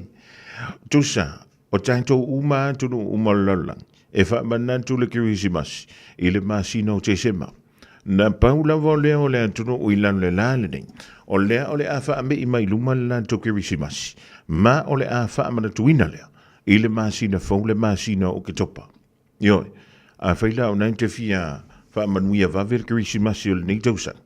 Iana e anga i le o i Venezuela. O i nā le la amua wha amana tu le ke risimasi. I le nei tausanga. I le masina o ke topa. So le ka fefe. E unga uma e whamai ia o le mako kausanga fauwoi. O le la asu ia kule masino Novema. So le ka fefe maka au kia. O le teimule nei sa molo o tali. Ia le teimi e tatangi e le whaelia le li I laufoli. Ia ona amanta lola ia leo le ta'alonga I le vale o le manusina. Le aua toma ita I Samoa. Ia ma le aua toma ita I Ausitalia le Australia A. Ia po le lantou aulo na lua le da I le tupau toma ita. O le teimi mua le foto anto e whaiaista longa ale aua tamaita I le tunu le manusina. Tanu mai le tausanga e lua whemalaiva I totonu o lo tanto tunu I Samoa. O tāpenanga umaia ia awale tamsanga o le ipo lalangi. O le tarimalo I le tunu o Engelani. I le vaitau o Septemba nga ia Augusto nga ia Septemba. I le tau sanga fo. Ia a whaila o nei te fia malanga fo I le tāpua ia le alo whaiva o alo matama whanau. Ia po alo tamaitai fo I o le tātu o turu lipo lalangi I le tūpau tamaitai. Ia e whaia lea I o I Engelani. Ia manatua a whaia le tamalanga antu nei New Zealand I o I Engelani. Ia manatua le pauni. Pe umalawa toitoia a whaaina le tāla New Zealand. Whanto a maua le pauni I tasi e whaongai o. O longa winga. Ia a kako karango foi le afe pau. Ia e tantala noa mai lava I le menta. O le wha afe tala ia nga I le wha afe mon tupu tala New Zealand. Ia e li wha popoala na ia. Malau pases. Ia male me foi I te nofo. E whiono lava ia nisio o aloma tamawhana ule anturu. O lo o nopia ia I o ile antu Europa. Ele na o wharani e peo na ia ile tamasanga vui le lo li pulalang. Ele tausanga na sei mawai antuni. Ele nao inai wharani le ta alo mau aia nisi o alo Samoa. E iei nisi o lo ilunga I o ile antunu o Belgium. E iei nisi o lo I tutonu o le antunu o Sepania. E iei isi. Ia o lo I tutonu fo I o Peretania I le ni vaita. Ia walawa ia le whaonga I no Tallinn. E pe o na fo e mai le tātou tampa au le lang. Ia awa fo ile tausinga o la antu ainga. E le nganta I tutonu o la antunu. Ia e whape fo ia le aintau malele ai. I nei o lantou mātua ma ainga. O lo tu I mai le muli panga a leo I nei New Zealand. Ia po Australia. Ia po le tātou wha sirubanga fo I Samoa I le nei vaitau. Ia unisina o vaenga e tauona e silafia. I le nei teimi o lesu. Ai makua I maka uki. Makua I au le ofo. I le antunu o leo Venezuela. Male au mai I lumo lantou kilisi mas. Maka uki alongowi. E ke iasko inga o Santa Colosa. Lai whailanga malo longari ai. Ai wha kope me ele awari ia se isa. Ia se I kope angele la ko afu. De la ko kilisi masi ile masina fo. 24 hours a day, 7 days a week. Radio Samoa streaming live on www.radiosamoa.co.nz. O le A1A Tree Care Limited, lātou te whaia au aunanga nei, teu, whamama, whangata, pe ave sea li la au mapongati mai lo whanua. E ma whai fo na lātou te wina lau tonga la au matoi tatou. Wasilia mar se funu tau sanga o lana tautua. Wala au lua le A1A Tree Care Limited, le olua tasi o lua o tolu ono o. Olua tasi o lua o tolu ono o. Ua te tala le la fau o le Deals Direct I le aso tofi aso lua se fulu iwa o kuso I le tuatusi limas fulu Love Grove Crescent I o Tara. E te mawai o loa mo lauma o ta pei o mea fale, umukuka, ka peta, mea whaingaluenga, maisi telo o loa. Vala au loa le Deals Direct I le lua tasi wha iwa fitu o. Lua tasi wha iwa fitu o. Ta tala fitu aso mai le iwa li taiao I le fitu la fiafi I le limas fulu Love Grove Crescent I o Tara. Talofa Samoa, I mawhai na whasoasoani atu Dr. Chen pe a whai te a fiele mai suka. Tōta mawalunga, le maua se whanau, mai sela, whatungao, ti ngā le ua po tuli, whaalusi le tino puta, ka nesa, ma le tino mangeso. Maua fo I le kulimi fulunifo mo nifo ti ngā, ma toi whaafilesi ai lau manawa. Tele nisi o loa e whasoasoani I lo soifua maloloina. A fio ane loa eva ai Dr. Chen, I le tuatusi lua ono Great South Road, Orahuhu. Telefoni lua fitu ono tolu fitu, extension numero lua.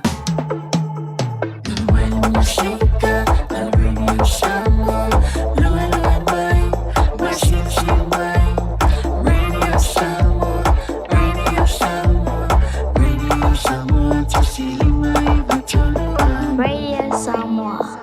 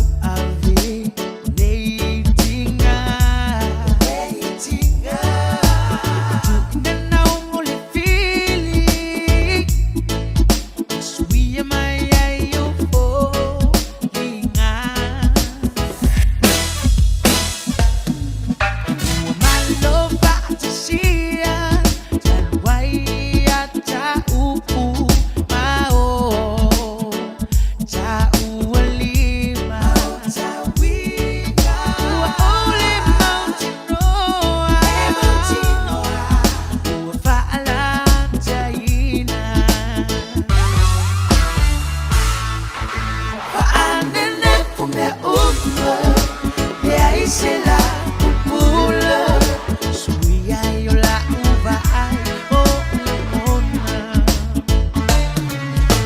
o pelelo famoni yo ina so taofi ju ina now if I know my ai leonti fa anene fume uva de aisela mula suia yo la uva ai o ona o pelelo famoni yo ina so taofi ju ina now if I know my ai leonti Sa si whatunga tuai mai a pangamali e yopu whai valo wala pese wa whai waina whane refu mea uma. Tuelangina e small band ma le Pacific Love Band. Lere vaingo la wawli o leua a whatonu le July tas. Bread of life sent down from glory. Many things you were on earth, a holy king, a carpenter, but you are the living word. Say it now. Come on.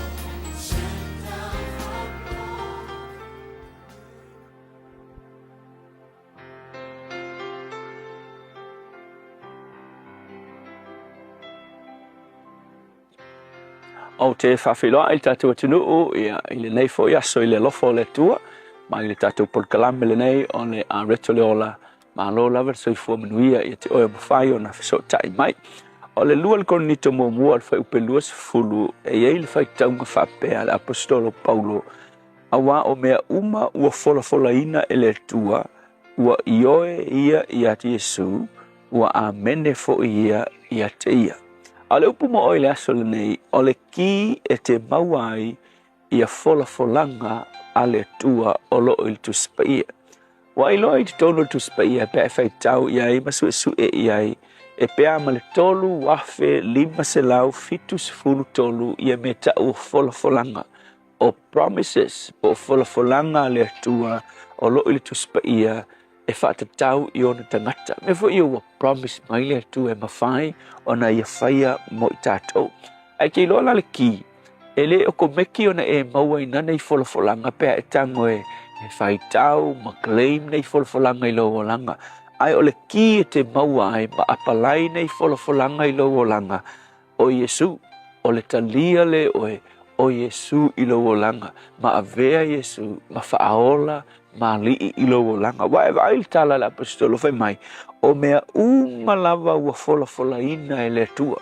Fola ina e le tua i fea. Fola ina e le tua i lana fionga. Fai mai. Ua ioe ia mea uma ia te ia.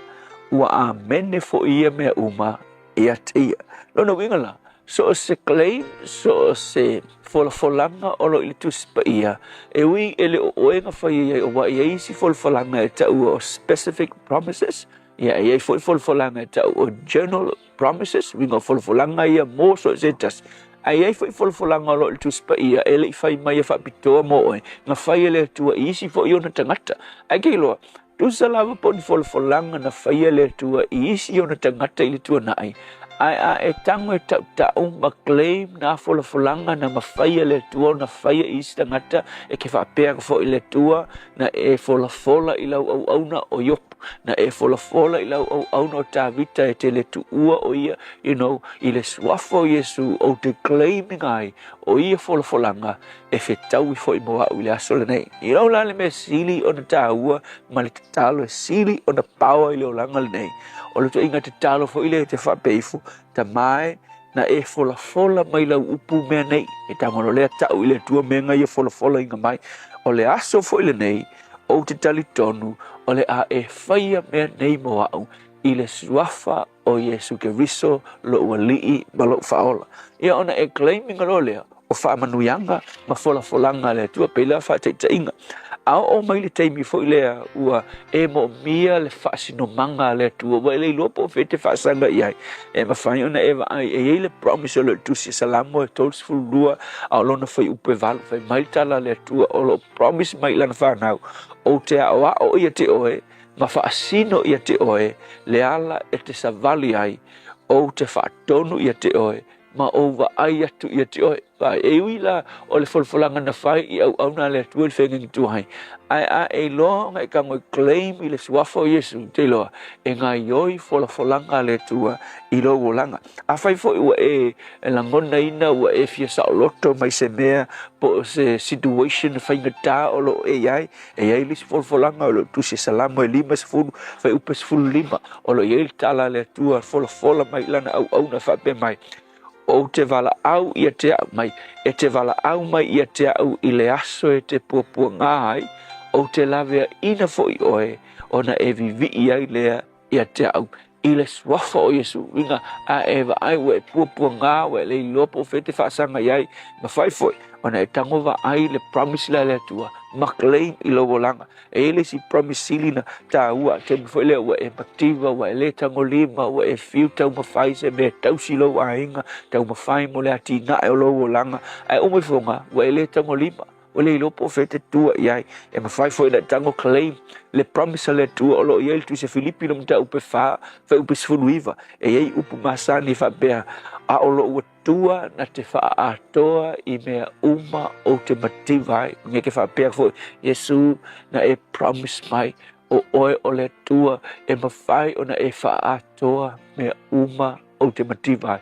Winga, ai wha masani la, te whai tau le fionga pa ia le tua o le kila, o lo whai tau o le fionga le tua, mai tau mawhai, e tā ofi folanga le tua i lo wolanga. So mo le aso le nei, a whai o ieni me o stak ai lo wolanga, o le ki, e te whai tau le fionga le tua, mai tango, e claim promises le tua, i lo lava wolanga. E ele upu whapertani a whapea, te tango e personalize, ia folanga le tua. Lino winga o folanga o lo tuspa ia.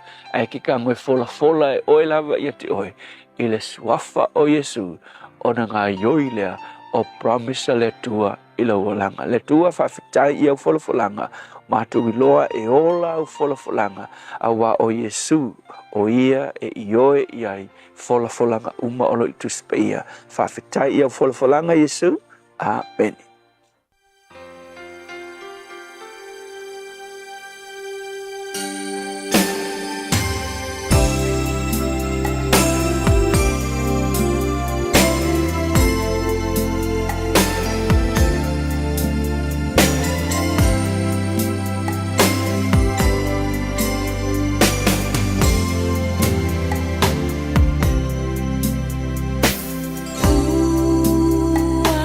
Te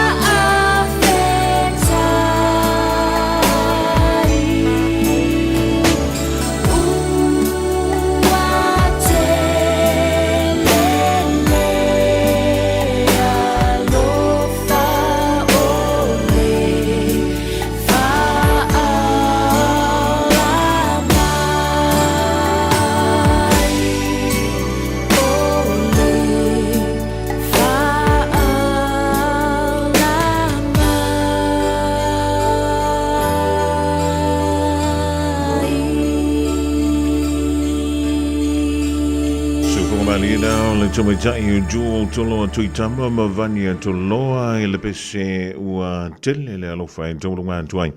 E le polgalame o le awe to le ola mo oe ma uma i tātou uma le nifo ia wauli o le asunga fua i tauina ia iaiso nā ngā mo i tātou. E pēa whai fo ua ieini vaenga o nei mo mia i le musumusunga wha le nganga. Pēa whai ua tau wha vai vai tātou le amatango le iwa iasua. Sa wala manu ulu, ia tau wha vai vai ei lo. Ia ma tātou mo le antulanga wha tai. E le sunga i le whaiwhi au mo le tātou polkalami. Mo se si wha muponga i le teimi masani le aso a tai au. Le ua to is fulu fitu minuta tale o le tulai lua tale lua au datu se wha muponga o tala e pia o au datu le tulai tasi mai ia se yuli umalau leifi wha talvanti ia se lina sios. Evo lave le uso ia fish David Tapuso. Kisa so le whaima le ainga. To e fo i mapao Pinati Williams mauto umalawa o le mafuta mai lunga o le tātou social media o amai o tau. I le amatanga o le nei fo i viaso e uso te whainga aluenga. E po le nā fo wa e alu i tō o pātu wai i sio tō ana Monday. Masala ua e ai i fale fo mai, po o ta vale ale fono ma e whape ane, ua nao au nanga tau soifua malolo ina, ma nifo mātau te whaia. E tele le fesosoani e maua ia mātau. Fesosoani mo le ola manuia o le mawhauwhau. Polo kalame e tau fia ai le tau mawhatapaa. Fesosoani mo tina ma pepe. Fesosoani mo whaia o siaki i le fale mai. Fesosoani mo sauwanga i a inga. Fesosoani mo whanau ua hiu ma le aonga. Mo nisi whamatalanga, tanga i ane i lupenga ta whailangi www.thefono.org. Pe vala au le o valu selau, fono for you. O valu selau, tolu ono whaavalu. Whai mea alofa i a inga mawo i Samoa, e ala i whaatawina o se hotel ta alofa voucher. E mawhai ona whaongaina mo aso ta ua whailongaina. E pei o aso whanau, whaipoiponga, pe whai malolonga mo ta whawhawai whaiungo vai aso. Whaatau e oi New Zealand nei, ai piki e lau a inga i Samoa. Tanga i ane i le pacific40.com/hotel. Ma whaatau nei loa. Pe vala au i le o lua tasi, o valu tolu tolu, lua lua lua tolu. O lua tasi, o valu tolu tolu, lua lua lua tolu. Mo so mana onga tau palamba po le kesi vala au lo le Seal Plumbing and Gas. La tau te wha pipi na ma wha le leia paipa o le fale. Fale le tā ua. Boilers o ngā umu kesi. Paipa pe a liki maisi. Talia Wins Quotes. Vala au loa fui maono ma yu upulusi. Ma Steve o le Seal Plumbing and Gas i le o lua tasi fituiva tasi lua. O lua tasi fituiva tasi lua. Tau iaina e whafonga le Radio Samoa le nei whasilsilanga e tō se aile se 10% mai le tau o le itu la mua o lau ngā ruenga.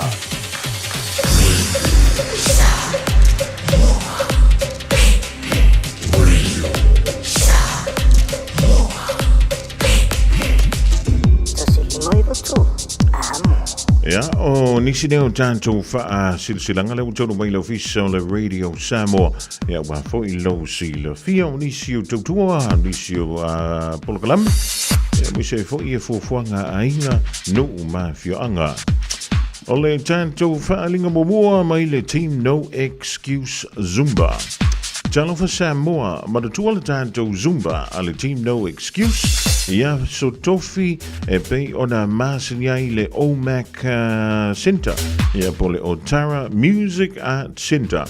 E le taulanga whaatau le nā i Otara. I oe, e le aise tutongi ai whaia le i le afo le ono i le afi o stofi o vai asto i tasi. E le aise tutongi o le rei Zumba sa su mai tātou fia e ma wha malo stino wha tasi a wale tātou soifua maloloina e maua le tātou Team No Excuse e le tuatusi leo Leono pa se lau a Leander Chris i Otara. O le whaalinga o le wau filifili ma le songa. A winning alo saulo minga o le tusi o le songa. Whaatasi ma le lo minga o le vau filifili e mawai whaalupenga o Samoa sifo tutuila mamanua o nisi o tala tuu o Samoa. O ala ngā upu ma le matafa yoi ala matai i le whainga o whaalawelawe e pei o whaai poiponga ma liu o le osio singa o ainga fe sila whainga o Paulo o sii whaanoalo o whaalangingo e kālesia ma le tele o le ngangana o whaaloalonga e fitu se fulu tāla le tau na o le ofisa o le Radio Samoa i le tolu pā tolu ono Hobble Avenue Marukau e maua tuai sau kopi. Morisi whaamtalanga walau meile tātou ofisa i le lua ono lua tasi lima iwa tolu, lua ono lua tasi lima iwa tolu pētanga iane i le shopradio.samoa.co.nz e whai mai ai ia sau oka.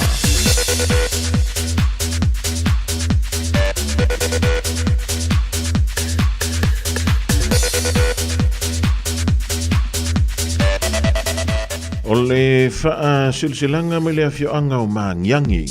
E toi wha silsilanga tumalanganga wha aloalo i alo matama whanau uma le awhioanga o Mangiangi o loa lala mapapa au i ni usila nei. O le awhaiala tātou whilo inga i le aso luasfulua o Setema o le aso sa lea i le itulai 5 i le awhiafi. E toi tala noa i na ima wha mutu tāpiranga mo le wha moe ua tonu e wha taunu uina i le aso lua se fulu ma le valu o Setema lua afe lua wha. E whaiala nei whailo inga i le valu Aua Street i Otahuhu, i le Otahuhu Rugby Club Hall, e tā ua telelo awa i mai, i le nei whailo inga. Monisi whaamitilanga, whaasota i mai, i le olua tasi lua o nono tolu lua o. Olua tasi lua o nono tolu lua o. Po le olua tasi lua valufitu o lua. Olua tasi lua valufitu o lua, ma le whaaloalo tele whaafetai.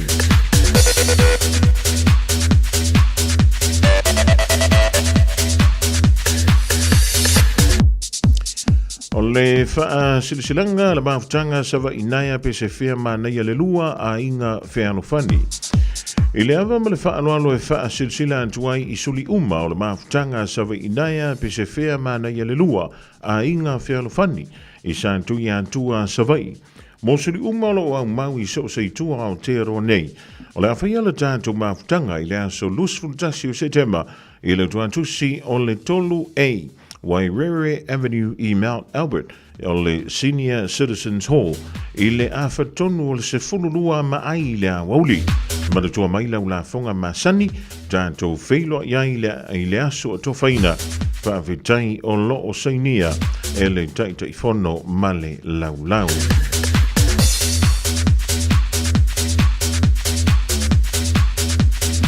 Male tātou whaalinga muli.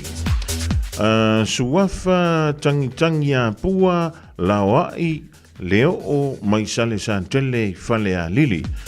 O fioanga e o fiai lufi fasto uta sa poe ma tātufu ma lotofanga. E ia i langi tapu o pa ia ma mamalu Samoa a wai tu maupea e whaavavau. Ai whaasino tonu le rei whaalinga i suli ma wheoi tau i le suafa, tangitangi a pua i sale santele i whale a lili, o lo alala ma papa au i au kilani nei, ma so se no fuanga. E talo antu ma le whaaloalo lava e fia maua se tātou mawhtanga, i le astona i neia so lusful tasi o Setema, i le tulai 5 i le fiafi, o le amanino ma malamalama antili ai le aunga o le wha moe, o le nei whailo inga. Mo nisi whaamtalanga, whaafsota ifo, ia tangitangi a pua whaafou, i le olua tasi tolu valu 5 i valua.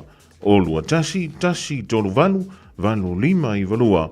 Pole o iwa, lua tasi wha, iwa ono fitu tasi. O iwa, lua tasi wha, iwa ono fitu tasi. O le nofanga o le 5A, Cape Road i Mangele. Whaaftai o lo seinia, e savea mata afa, tangitangi a pua whaafutai, ma tangitangi a pua whaafou. O nisi nao tātou whaalinga lau taunu mai leo fisa o le tātou wala leo le Radio Samoa, ia wala wale longo puia li i o lo tau pa ia, ia ma lo o tau mabanu wha malu lua tufot, ia pe a whaie leo sa o le wha leonga o nisi uswafa, ia po ni mata upu fo i ua taunu mai le tātou ofisa nei. wha mole talo sangatu. Tusi mai lau wha silsilanga malafo mai. Tu iei makoma, makoma liliu, o wha mamafa, ia o vaenga uma wha pena, wha whaingofi e le tātou ngā luenga whai wha tas. Morisi wha mtalanga, wha fsota i mai le tātou ofisa nei, i le lua o no lua tasi lima i watolu, lua o no lua tasi lima i watolu. So e fitu, malafa miruta ntale o leitu lai lua, wha maloantu, ia kisa so le whai male ainga le reia wauli mai Tacoma, i nai Amerika, maua sale male ainga le mauta mai le riva aingo lau, malo le whai o le whaiva, wha man wan winga o le tangi man kau nei, lolo, ia tonu i siting, e ono tolu mai eina i wang. 24 hours a day, 7 days a week. Radio Samoa streaming live on www.radiosamoa.co.nz.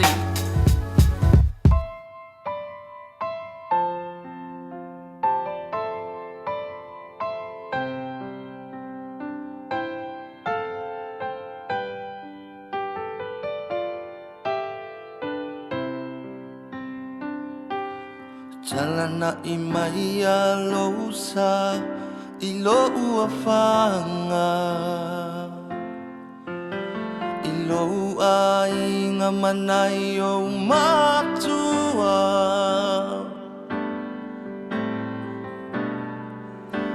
Manai tuangane awa olei o imata Na lolo lavatinga I mata o le whea ngainga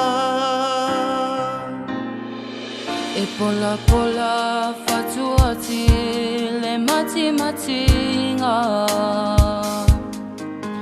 A o tala mea whaaso loi papa sao se unga Sao se unga Ua ola le mangalafu le lofa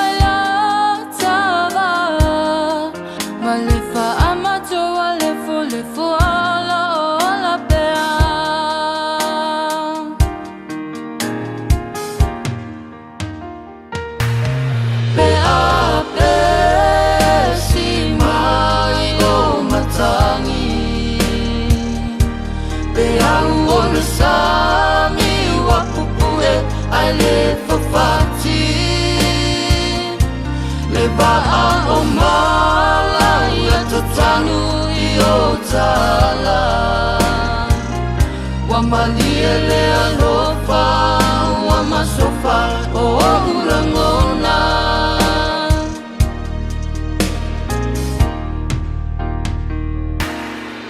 E mua mua mai mase E muli muli ni lelei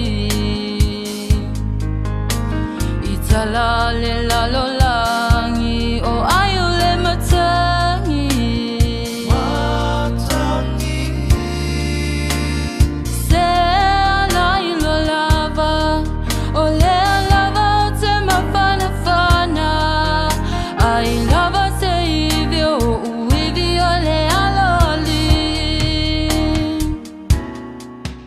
Tuli sota ua aine I tutu I tangi sia I le po Masauti o le po ngai Se a e a o taola Talaya no tanga o le polonga A e a o manu so solitulo a o mala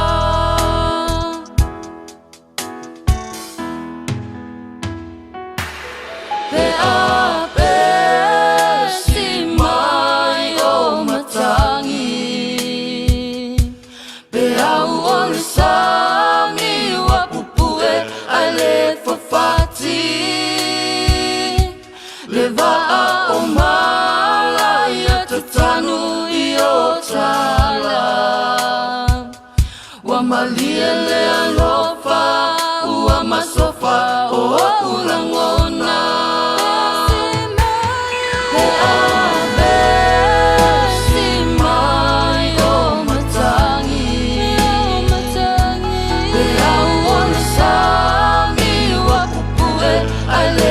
Fati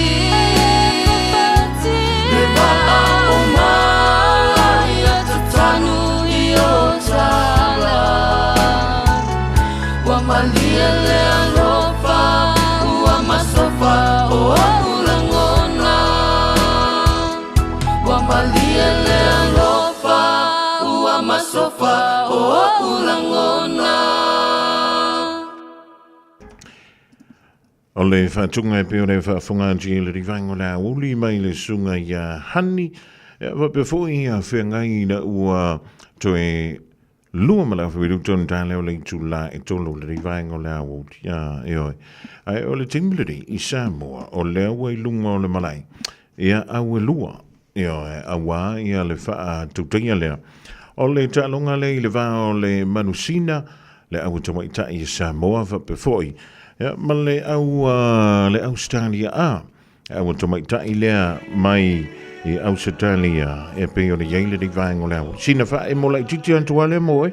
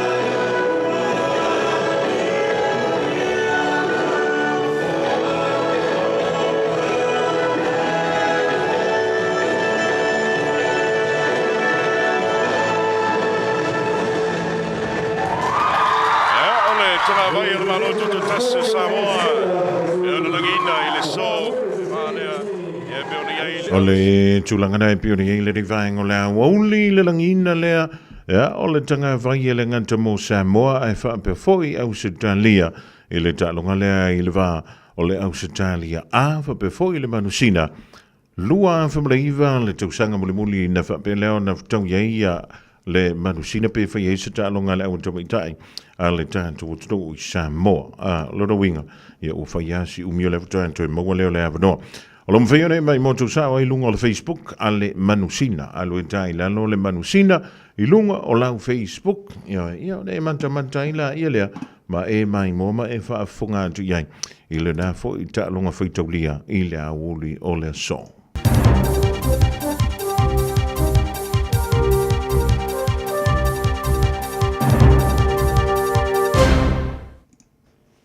Fono mo e fatalo fatu tapo inga le tunu ni fo I tula le uli tala mole le jo samo ia tatu tala tumua fa foma e fa joina le soi fu malo loino ma fo fa le pasifika fo fanga le malo ka pare mi ni so ye ni fam tala nge winga tu inga le minsta mo le national o maliu e longo le leo talonga for the black fern se to tau le fa ina tinga e ro se mo talonga ale world 15 fa foma ye e whalau terino ni te fau. E tari tonu le te iulo le whaala aputonga le sois fō malolo ina le Pasifika, mo I la tō e awhianga o maho fau. O le ruai fōfuanga whata o tole wāwi o le pule iola le malo e o lava se le leito e le aini fōfuanga mō pui puinga. O le whātula ngano tanga te pule iola o tolo pule sur whātau sanga ua mawae e le pe o istanga tanu. A wā tanga te Pasifika e tiro le atoanga o le whawhita hauling. Ma taula I le au te telenga o le ola manuia. O le tūnanga le nasa whaali ai le tamata e ofisa silo le whaalapu tonga ale leva. Ma le fō mai whaapito tong fitinga o le mawhau Denise Kingi ulu ave. O le la e whaata moina I a porkala me lua mo le pui o le puleola, le flow, ma le life keepers. Whaia tāu ai le fōfuanga whaata o le malo, mo tali atu le pui o le ola ma ia tāpa ai le malo. E whaia ni whaale le inga le fōfuanga whaata o o iei nei. Leo la atu ina atu tangata lau tele mo tana noanga e whaia iai. Ta whailo aia le Ministar Stores po marolo ina mo ila to e awhianga o mafo fau Matt Doozy. Ia le ngā ruanga mao ai tele ale le vā I o la atu tangata lo whaia. A pe tai wai e tā o foi. O pui puinga le pule I ola mo tangata Pasifika. E tau wau e le ngā lue mo isi tangata. A wau tangata tala vau e whai ngā ruanga I te whātoanga. O le a ese le wala ngā whai mar whawhitau li masi tupulanga Pasifika e whaamautu I au kilani. O le pongailenga e tā ua tele ai le ngā rurue makulupo tangata lau tele. I se tūlanga I tangata e lātou te loa, ai o lātou lava tangata makulupo, mai loa o Natali ai. O le whainga malo le leipa tolwai nei, tātou ina le tasi te Simariva, piliona tā lai soi fō malo ino mafo whau le loa ve Simariva. Ai le sa ringa le leito New Zealand le tau sanga turuai. Tā mai tau ina ila lau telo ni popolenga I se ao ngao nei tupe whaalu. O tupolanga talavau e patino na apia I le umi o teime whaatalitali ai mo ni tōng tinga, ma se psorosani. Ma se tūlanga le marui o tau tu e peona whaari ai ni so fō mai. E atili a afia I tangata e afia. O le so enga sa whalau teleina duzi e peona tusi ai le vaianga tu maoti e mate tu ina tupe whaalu ia a prila ruafe marelu fulua. E tā pai se so enga I le au ngao le vaianga tupe whaalu maua e tere a le leipa. O le nuu meo tangata New Zealand e apia le whaamai o le maisela o le asthma ai po le whaamai o ngaonga o le mama. Ua whaatupula ia I le silia ma le fast food pasene I le tono o le tautou sanga e peona whaailoa ai I whaamau mang fau.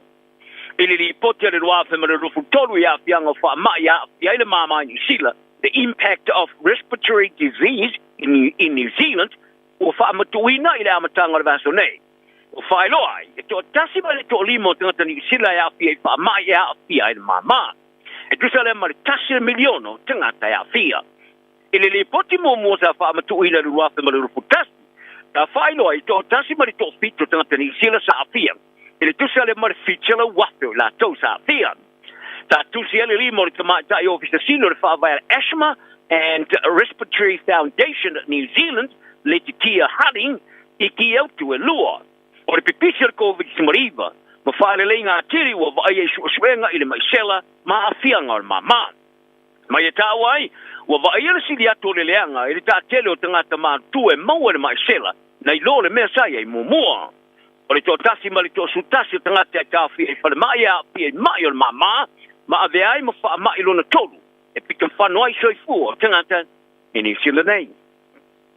O tapa aina na pare mia Christopher Luxon I so seisi e ia ni whaamatalanga o ngā I tua ingo ni popolenga I ni sa wanga tuai I ni a mionga whaurungali sa whaia I tamaiti e le minsta talo I nele National o Maliu Anthony Ozzy Malcolm e talo noa I leo.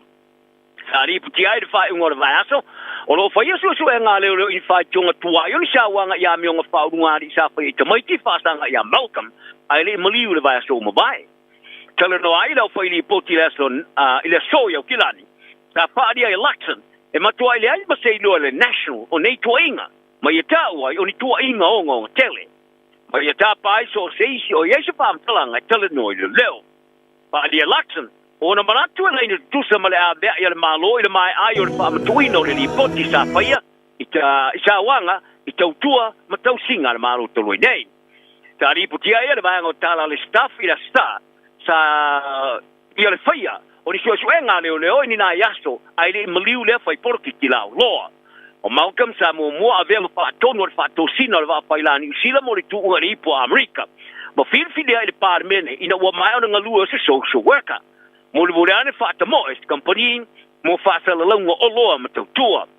O le vastoro ai sa Maliu ai whaare o no se ngase. O lea tama e vausu tau sanga sa ave ma ministar whai ngā malo le asapai Sir Robert de Mondun I le matanga luenga whemalanga inga soifua malo loina ma walo na whafi. E ere maanga sa amtaina suenga leo ona ole unga sa la ngā e tau ola mai suenga le komisa le malo sa whaia I sa wa ngai tau singa le malo. O nei tua inga e amtamai le vai tau sanga le afe ibisala waru spulu. Ma whai tionga sa whaato ai e tamatalavo le mātua smale ona tau sanga le nā vai taimi e pe ona liputi ai e le staff. Ia taro tālonga o matua I le piena o laka pia tamai tai le Black Ferns on sa le mawhai. O na lato whaonga no le sa lato wa ai ai. O niawa no tā o tele ngausi ere matati ara o laka pia le Rosamu mo Engilani. E o noma se whai ina le malai lau loi Twickenham I le vavea o la sa star teimi le a New Zealand. Sa tau whai whanua noa so a kapteni kere ti tuku afu. Ma le whai a onga Alan Bunting whai numero ava noa sa lato moa. Ai sa le whatau nuina. I le mai ai o le whai ina lusu whasu mo le lua I lumo le whasu ta siape lima se lau tangata mata. I le mai ai o whai ina e tolu I lontona I sauti.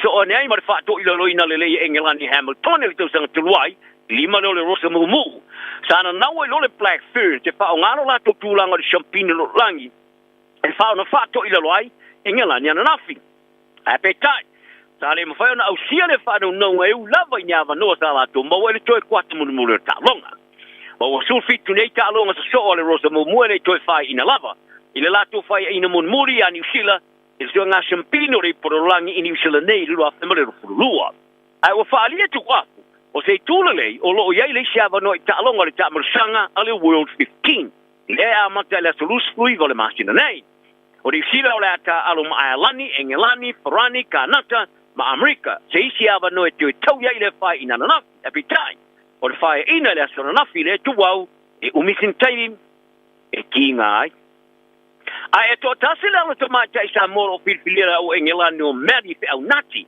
e per te mo e tulanga lus fo wet stasi da mata ina telan ta alo ina rosa mumu o fe una te pe ona ilo tele ya Mary Berry fe una ti o le alo sui mo mo man sa mo Isaac fe una te Wellington sa fa na elite out ta alo la pia ilon tu a e ulava sa tu po ai Wellington ma ta alo la pia in New Zealand le au Wellington le Wellington boa le alo la pia te to fi to New Zealand ai le te liu na tunu o filia ia pa ya o ngani Sheila John Mitchell i le rosa mu le tau sango vai e ye ma anga tala le josa mo sa ofo ia le black burns le congelate ai sai te ena o no le toi fi te liu engelani o fe au nati mfero te alo mo engelani New Zealand sa mo o lona tamaya Isaac pe au nati stasio numero valu malosi mo le Samoa le sa ave matola bila ti fanga la lo sa poina o le Invictus. O la kapia fi chin trua mo mo pa speaker o fa maonia le au pia suma tasio au mo toi fa tu ngana o yale ta mo sanga tu la kapia pa speaker o le wa femba le fulu lima. Ele ai sei si au for ina sui tu langa ile au le Melbourne Rebels le fa taupo a atapen o no fa fitau tu tupe. O le so for ile sa for ile fa tu tu fo ta longa am taina la su fa February. Tasi le vai aso o va ve am tai. Dai lo le me sa ia te sanga o vai tu nei ina ia ma fai ona fa te mo ele fa solo fa popo super capi la fa ria ero se sido super capi pa sika Jack Mesley o le fa to tonga fo o le mesa mana na o ile au mata matanga ta po ia le capi e toru ta alonga ia o le sa la faia ni e fai mo fi ai nga on awai malai mo ta alonga super capi o le aono ia o te wivi mo suinga champini pe ona suia mai ia ile paru sa iai ai ole ai se au fai ngoi no le au fai ina lucky i fa so longa o we no so nga champini o le mau o ri sia va no sta wai ta longa e loi au so champini por le semi finals o le so tasi au fiele HDT Brumbies Blues Chiefs Crusaders Fiji and Drawn Islanders Hurricanes Moana Pacifica New South Wales Waratahs Queensland Reds Mother Western Force o Japani o le aftau ine mafiti so nga champini mori por Pacifica ino fato ilo ina Japani Samoa ila la ta longa le fa ngo le vaso pas lui vale lo sulfitu ai o Samoa le ta alo nei ma America di tulanga tolu ma fa ai fitau ia tonga makanata i tulanga lima ma le ono e na le lua ta melusanga masina vai ngo ta melusanga tolu ta si sina ile afo le tama kiwi David Eka manu malo le Toyota Atomic Captaincy o America di fa ngo le vaso ile no fanga le Viaduct Event Center i Aukilani.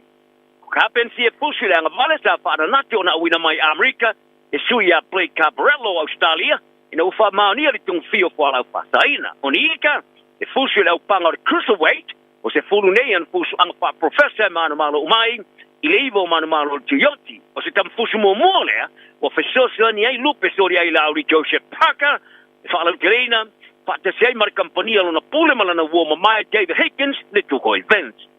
Ai o se fu suanga mata ina mo ato le po. O le tamata mo Australia le pang mafa Alex Leapai Junior. Le sa manu malo ia manu siu feao o Aukilani i le Toyota li tamal sanga lua. O le tolu ia i le fu suanga le ai a mataina lantare ni fusu ina faiana fa unga ta alo fai pilinga. Na i lona la kapai liki e peona le leite le ai ili tamar sanga la NRL Australia o le pai o lona tua aia Alex le apai senior le sa ia lu ina le champagne lo langi le pang mafa o umia Vladimir Klitschko Ukraine ili lu ava sufa ma fai inai ili tamar sanga ilima ili tuyoti ia talanal ne yaso ia i le file mu ma le lofa tantoma so i fuia Malo soifua o le siafufonga Samoa, Radio Samoa, tasilima iwa tolu a mo. Se kia Radio Samoa. Le dawa e whafonga I se whapoponga nao tātou tala I vai whanua o le rewahanga o leso e peo na whonga tātou mtāpirina le sunga I ase Yuli Umalau Leifi. Mo le teminei o lewa whatasmai le sunga fo I a Jerry Kuhn o le tautomala unanga a le Enterprise Motor Group I Marakau ia wala wale whaalau loina fo o le la tautua malana au unanga le rewahanga o leso whaatalo whaantu Jerry malo le ngā lue e malo fo I leon sai tūte ma ngā luenga e pei o le yeile amtanga o le ringwa yesu.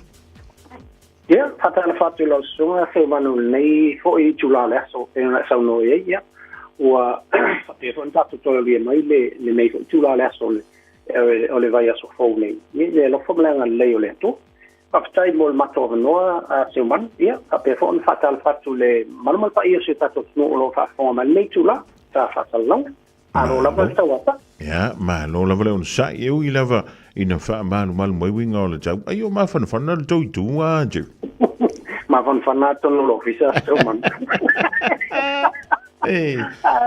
ma tono lo fisa o fa fo no tu on ma tu ia mele mele o pevona le ole sa ulia tula mole samai on eta pe spring il terminea mele o pe ula uto vo tu ele wintale ele tawole mele wo ye ole na ya le santu lua o fo ma fana ma pe ko kinyefa ia lo no winga ia tante me ia vo le skipu mai fa fo marfali ia ke ia la ia le wo fa ngoi ma ia so ngafu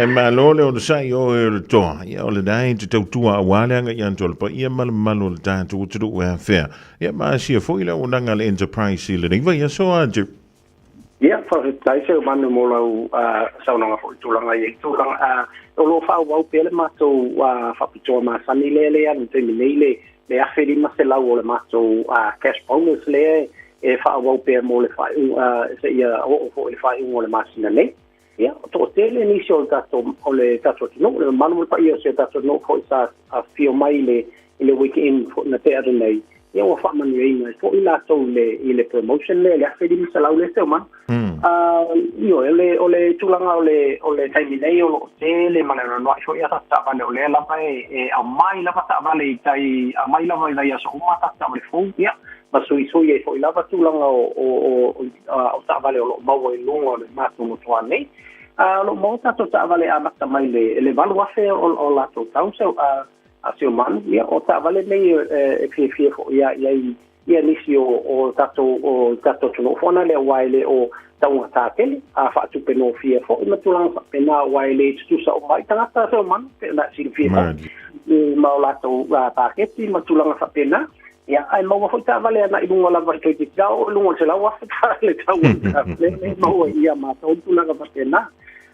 Tele a tātou piki apu, pei se i fo, pei o ta vale nei o lo fia tele i ele malo da so tinongo, o lo tele ta to piki apu le to ata no mai lua ta to piki apu fo le ta no mai nei fo e so ye piki apu ina fa ta o tu le weekend mo ta to Toyota Hiluxes mo le Ford Ranger Nissan Navara o le PT50 ia ma le Triton so o ta to utilities le o lo tele la ma le no nei o lo fa perna na ni tele le sio ta no what up to people movers or people movers toileta vale eta I amatola to eta I uno no fo ana lunga le ile se fumo no fo tulanga fa pena tele ta to vans o ye termine o mole 10 feeders o le to yesi ta to hai ai walu ta to ai famol mole se manu maluma fa fo ana ta to no o belle o lo tele tuli mai ta to no walu la le vanga na so ta sia le vele to it's full of photo to inga fo le Nissan Caravan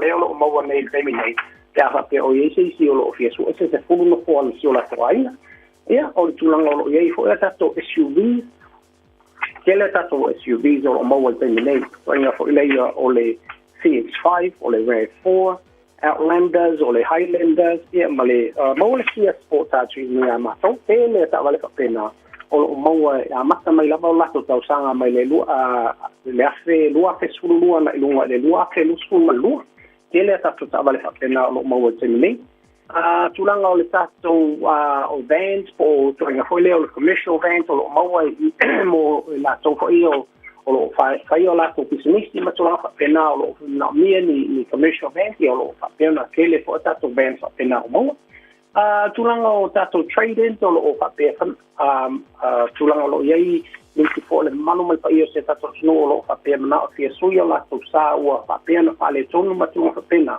ya wale i tele o tatou tangata se o manu lo bini mai fai mai o mali pe porta vani be ma fai on a trade o tulanga moni ana e fai male ele se tulanga e pau ale me la le trade lo sa pa pe tuinga foi lele o leo tatou wale to masalo o di register le tavan wale to fai ma to la sene pe to pai ese se tulanga fa pena se vanga na o to ave to recomplied le lo sa i ona le fai la ile ona on a trade on tulanga fatena mole fainga lau tulanga foi dea fi fila i yatam o ta vale ma tulanga fatena e ma faila e suma e matamata i lunga o ta vale umana va enterprise lai lunga ma website vai le www.enterprisecars.co.nz mo ye umale stocka tola va enterprise le yo matulala o mai lima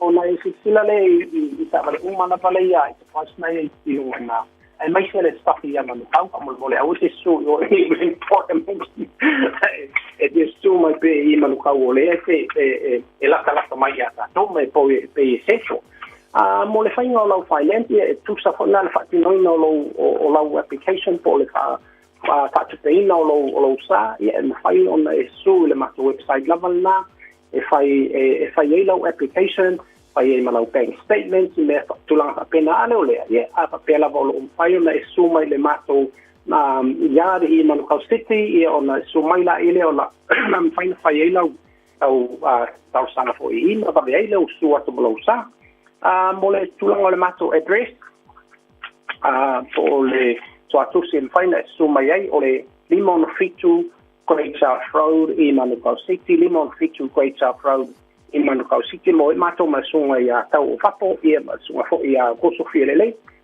o le bi mai le mato telefoni o i valua fitu on o i valua fitu on o i po le o val selau ima o lua tolu fa o val selau ima o lua tolu fa mo mato so manu fa mo mole la vai si fa si langa le ratum tu langa le ai ona ole lo yese se ato pers le pose ato tu pele al fitina o pa u ile mato lo to an le tai au e fa mo mole la o lo ofre fa sala wa tu si e fitina le ya mua I palolo to malatai a pa fonga mai e tinale po o sesio ona filafia e si tinale o lo ia mato lau ato tu tupe fa mole te su mai te valau mai na su mai la ile piki ia ta fa te tai su mani mo mato no pa mele to e ama vengo to la songa ne yaso e fa pena po ile fa sa songa si tato no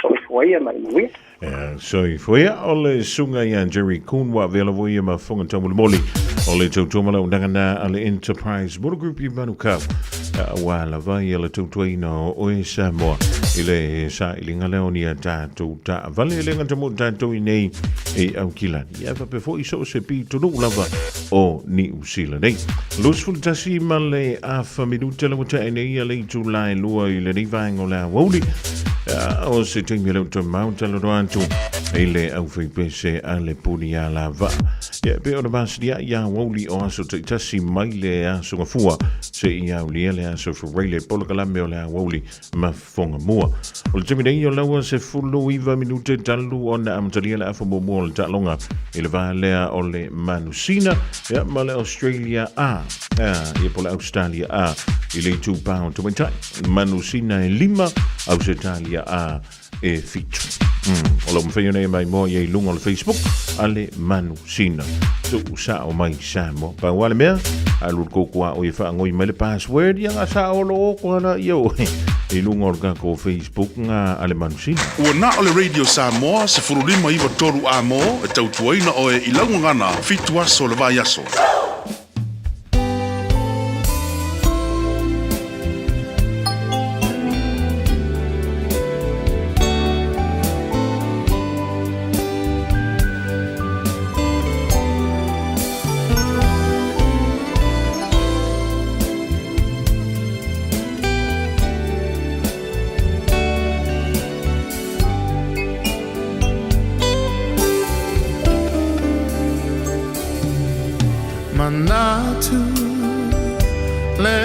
futana o e magu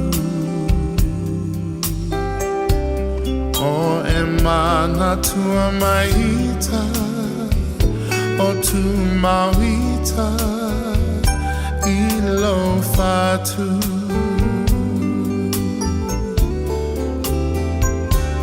Boma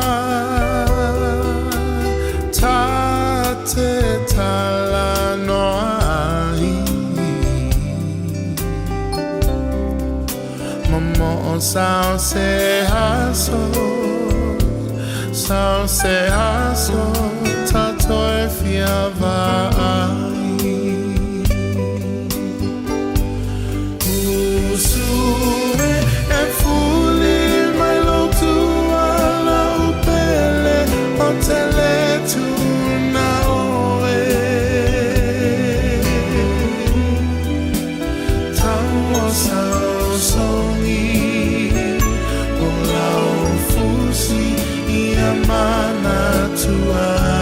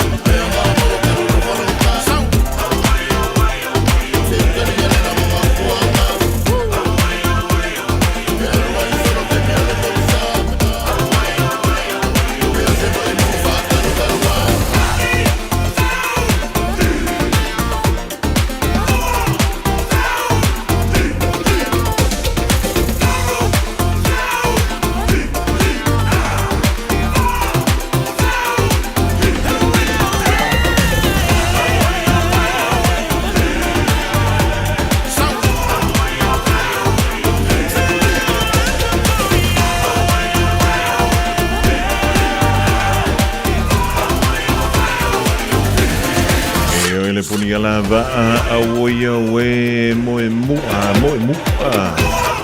Fa talua. Wai le waka ufangi ngifu koi mala ufa samawa. Mai afa salonga fa pisinisi. Tanto woi sa ilipola sa orka ngole pesele. Please allow extra time if you're heading to Auckland Airport. Things might have changed since you were last here. We're making some temporary changes to the roading network from the 19th to the 22nd of September. Please plan ahead. Find out more at aucklandairport.co.nz.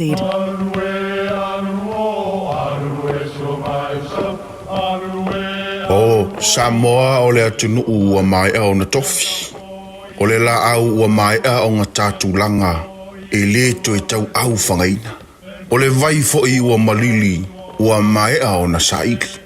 A o lau polo kalame o le vau filifili. Ua na o se toi wha amanatu. Ua na o se toi whangu ia ua nganuu Samoa. Mau upu ta oto, mau upu tu. E ala lea i ala ngā upu ma muanga ngana, ma le vau ngana. A wane i emisia le tātou polo kalame. Iafi o aso lua ta itasi le itu la e valu. I lunga o le Radio Samoa. Ia manu ia tele, lau mai moanga, ma lau whaasaunga Samoa. Mātau te whaia ni fo aroi le aso lava e te whio mai ai I le Shine Dental, ai e iai inga whaapitoa. Mātau te salia le Afterpay, Zip, Q Cards, whaapea Wins Quotes I le Shine Dental. E whaia fua whaatalanoanga ma le ACC I le Shine Dental. Le aise tongi mo whanau I le bao le se furulua I le se furuwalu tusanga I le Shine Dental. Talanoa mai le tongi ino le whainga o nifo I whaunga ai le Zip, Smile Now, Pay Later. Le aise tului I le Shine Dental. A whio mai le 575 Great South Road, Manukau pe wala aule lua fitu ono fafa. Lua fitu ono fafa mo le Shine Dental. O le wa whamiru tau te ang le afo le luma I le rivaenga o le awoli. E pila whanau ta ua stemi o sola. E whiawhialanga ngau le wa tasi mai le whionga fo I ana nai via lani Peter. O le whi pese I atunu e le tue mo mia sona whaalau I loina. Loa tau sanga o tau tua tele whantunga. Ia ele am se siutantu we le loa le tele upo pese ma whantunga. Ale puni ala va ile nganga fia talo whantu e lau whionga na nai. Ma lo le sopo ia whaamtei foi. Ia mo le whio mai tātou te whasoa. Ile ne ia wau li mātango whio le asungo. Fua ma lo le soi fumanuia ma le langi e mama. Ia, talo lava a lau whitalainga se umanu. Ia, ma lau soi fuman langi e mama. Whātalo whātafoi pa ia mana malu sa molo whaafonga mai. Iso se tawā ne ke lope lunga o tātou te konolosi wa lai nei ana o nā tātou mafuta. Ia, e se mā nei on malu rua nei auri se umanu. Amu ia lau whianga nei wa e masani nei New Zealand o mātou. Ia o le lava e sau tua tolua mātou o fuma whanawhana pe anga I antu I whafu. Ia e mā lau whaptai u tātou whiloa I lumo nu e leo tua o nu.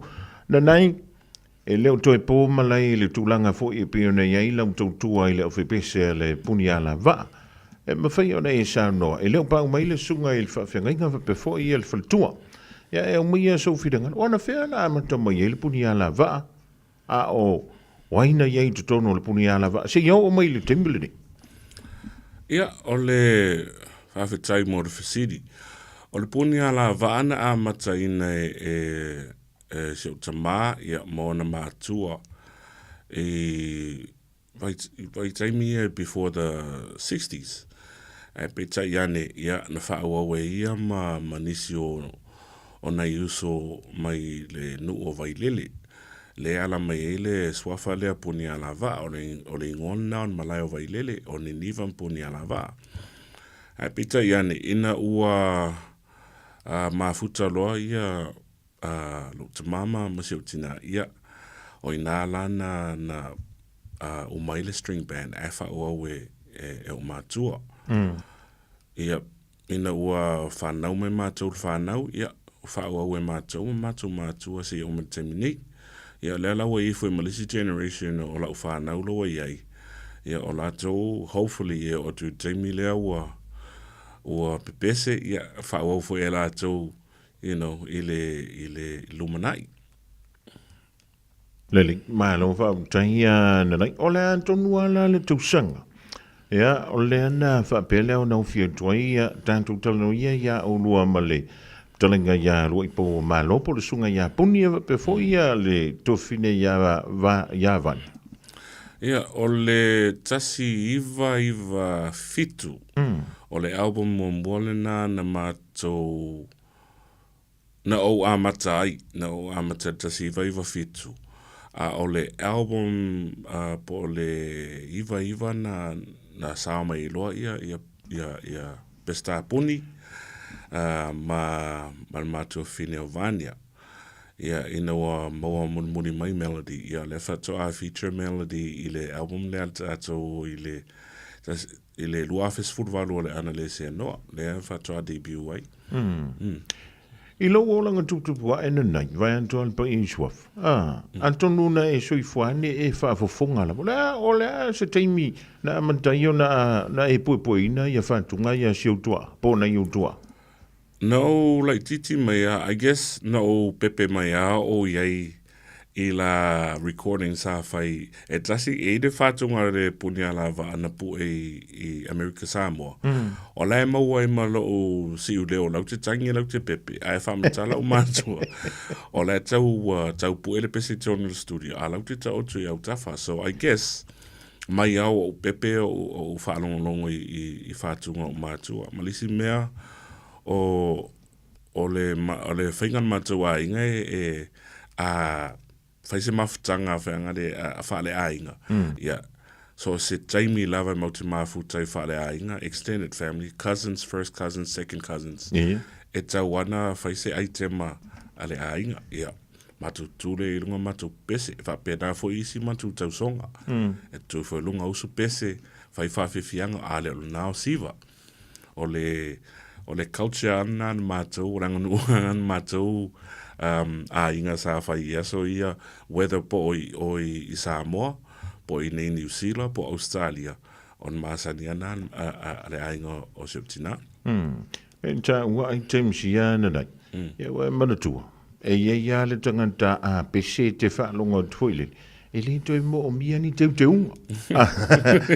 Ai ivo I le stangata pese. E matua mo o mia le teu te unga. Na whaingo o fie le o ina o le si ufofonga po le leo I lovo I taimi na amata mai. Ia, na mātou pepese mai a mātou la iti. O le whaingo o fie o mātou o na o whanau whaiwhe au.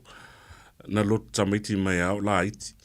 Ia, e te le la mea o a o ngā sā, o ngā whaiwhe au e whai ea mātou ai tema, mātou pese ai. Ia, o le upu whapalangi, practice makes perfect. O le tō angalawe whai. Māri. I guess, o le whautuanga whaina mo te lo tupulanga la iti, o lo o fia pepese. E rei asisi mea, o tō angalawe pese, you get better and better and better through time. Māri. O lona winga I tele I anga I antu whaile le isa o ngā whapitoa mo le musika pēr. Yeah, la sa onga lava I le toina malom tua. They taught us how to sing, o le whaingo o whengawa inga o leo, o whaingo o leo ia teu, pe o backing vocals, yeah, o mea umana na matua o ngai ai mai se fo I o le ngalu au, o lotu afiafi. Yeah. O so la ia loma tua e tōl pese, ia na matua atu la ia whai atu isi leo e whapāleni. E whapāleni o harmonies o re pese. Le. Ia mai le taimi la na wa lena e sau no lena e pese mo moi le iwa fitu. Na ia ma le fionga ia pese tāle taimi le pele. Ia o lai, ia taimi na o lai la I titi puni a la whatu a se fulu tausang. Ia. Sutasi. Ia, o la sa fua mai o mātua temina ia ele ready ia pesta, ele ready ia vania zi. Toi titi o na o mai rei lunga e pue la leo. Ona ia vai temi ia ele lei tere fo se pese. Ia e la temi whanga le e toi pu e ma toi pu e pese se ilonga e sao. Mari. Ia a whaila e wha se lau o na pu e ina ia sao au. No inga la au ni ia le pe fa do se. Alo vai ia pesta. Ia toi mana tu ia tu ai fale pu e pese ia sola. O e man tu fale pu e pese na li na. Ia o le fale pu e pese ana o na o pu e ai o le Digital Wave Studio si uso ia o e fele ngo le poi swanky ma Neoland Studio sai utai papaloa. Ia ona mato wa se mai rola ia o mato pu e le studio si uso ia Victor Kyle Records. Ia ma masawe am mato o mai nei i studios fo in New Zealand sai ele tua si ale studios si uso ia tua Kaisala o lo o nofoni i Melbourne. Ia o le studio munmuli ana matou pu e ai i tupur COVID. Ia o le studio sunga ia Emmanuel Ensink. Ia o le alau matou mafuta ni ma tama sa o yo Teacher Records. Ia na yuso o ese ma moni. Le malo fa o la fisin ta malo lo popo lo fionga. Toi tali mai. O na ta ola ia. Pe i se singa. O fale pu e pesi. Ia malango na foi wai sia o ka fa longo ia solanda. O fa mai io le mako record label le io la producer. Ai o le wa tanto ia le tanto fole ni. Ia anton wai wa tawa nga ia fa punga ia fa peritani. Ia ai sei manino ia le fa funga ngal tanto tru. Pe mai ia ni sine o tanto fa sisilanga tau. O a fianga o ta'alonga whaitupe e wha le tonu ai mafutanga maainga o whanau ngā ruenga. A fia ai le wha soa tautupe ma le tele ai o le popole ma le mautonu. Aua e te matamuri e whasiri mo se whasosoani. O le au whai ngā ruenga le mapu maia. Ua iai to mai wha apitoa e whasosoani mo oe. E le ai se tongi mai le wha ilo ina nisi wha talanoanga. E talia so se tangata e fia maua se whasosoani mo se wha talanoanga i a fianga o ta'alonga whaitupe. Le mapu maia. Telefoni o Valusalau, lua tasi, lua. O Valusalau, lua tasi, lua. Mai le valu i le tai au se io o i le lima. 24 hours a day, 7 days a week. Radio Samoa streaming live on www.radiosamoa.co.nz. Sful lima minuto talo link to line tolu nei vaingo la woli a fe lo tama to mayolo ma futa ma le fionga ya na nai via lani penteru o setasio alo e fa sino le sunga le fa fenga ya la le penteru ya mal faltua fo ya vin ole ponia la va na nai ile to tali mai ole na o tala no antu fo ile pe ya se sing o meni yo fa le pu pes ya e me se fo ini la ngona mani manatu po ni finanga o ila antou ye po ina pes pena o lo wa fio to lava o le mele o ke manga o o le mele fa peanga fai ye po le me fa so po le tulanga o ia na mane et fasidi e ia le ese senga o fale pueleo po studios it all depends ile experience o le tangata le ia manto fo I lo fitalenga se umanu ese ale studio ia po ia lo siufonga ese ia tangata e taina o le tangata insinia o le leila leo o le sunga ia whataitainga sunga ia ese au malsulu o le Teacher Records ona o le uso e le leila na tapiano lana engineer to le leilo na tomai lea I le whaapale ninga o leo pe apue o le taunga tāwhuli nā pe a whai e te alu studios te tele o le studio lea I New Zealand le record ai Stan Walker ia limas furuafe le aso. limas furuafe le aso. So, Roundhead, yes. Lono winga la ava pe kasi de pesele como foi e pue. Ai limas furuafe le aso. Yes. Ole Autato Studios la ia Samoa. Ia. Mo ia e tau ngofi atu. Ai ole O le si fo me e tauna tanga i e tangata leo na ina le pese. Ina ia whaanga e oe le avanoa e poe lau pese. Ma a whai lau input o oe e ana ina le pese. O oe fo ila e tauna na pule po atu ai ngā sounds, po atu ai ngā lalto i ngā whainga whai le pese. Ona out mai la pese ai le māneia. Na em le māneia ona o lau ia o e whainga. Toi o lau tupele na lua tutongi ai? Ai ave lau pese le studio, ai tu umalo wha moe moe i tangata le whaia, na e tongi ai out mai le māneia. Ia, ona le eo se mea le māneia tere la na mea. I can, o te fia pe out mai le pese ai le māneia, o a ulawa len whaia. That's fine. Ai mai le māneia o sistangata na whaia. Ia, e whaare sua madia te rufo ili na whainga. Whape whia nei lo o māneia se pese nanai? No, that's a very good question.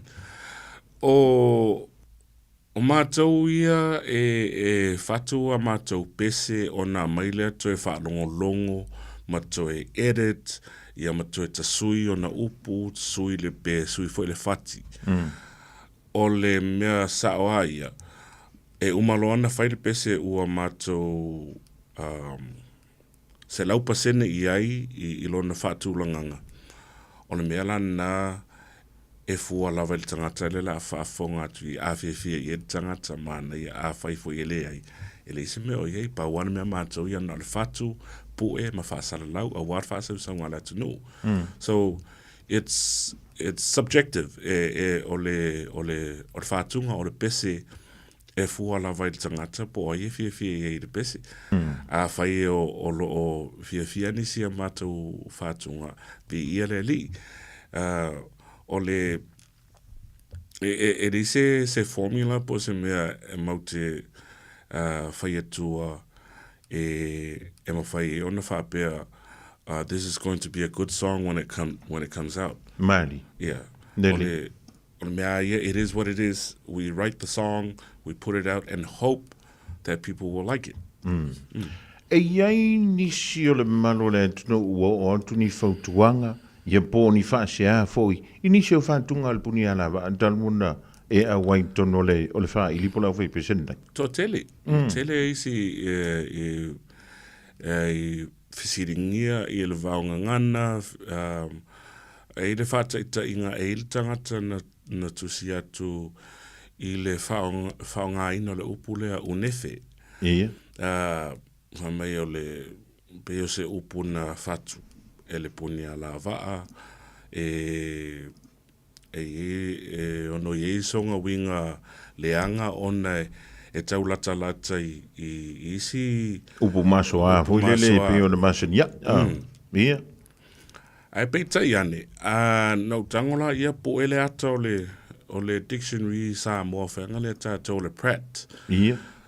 Sa publish matu sia le tausanga tasi valuvalu iwa. Olo o yele upu tonu unefe. And it says, an intestinal worm found on the island of Tutuila. Ole anufe. Ole anufe. So it's unefe and it's also anufe. Ole etymology na le upu. Le alae whaasea mai ia se tasi. Ia, mautele whawhauina ni upu whapena. Ole upu a ia o le ngangana Samoa. Ai o le pia se whateita ingana e tangata e whaasea ma whasiringia ia.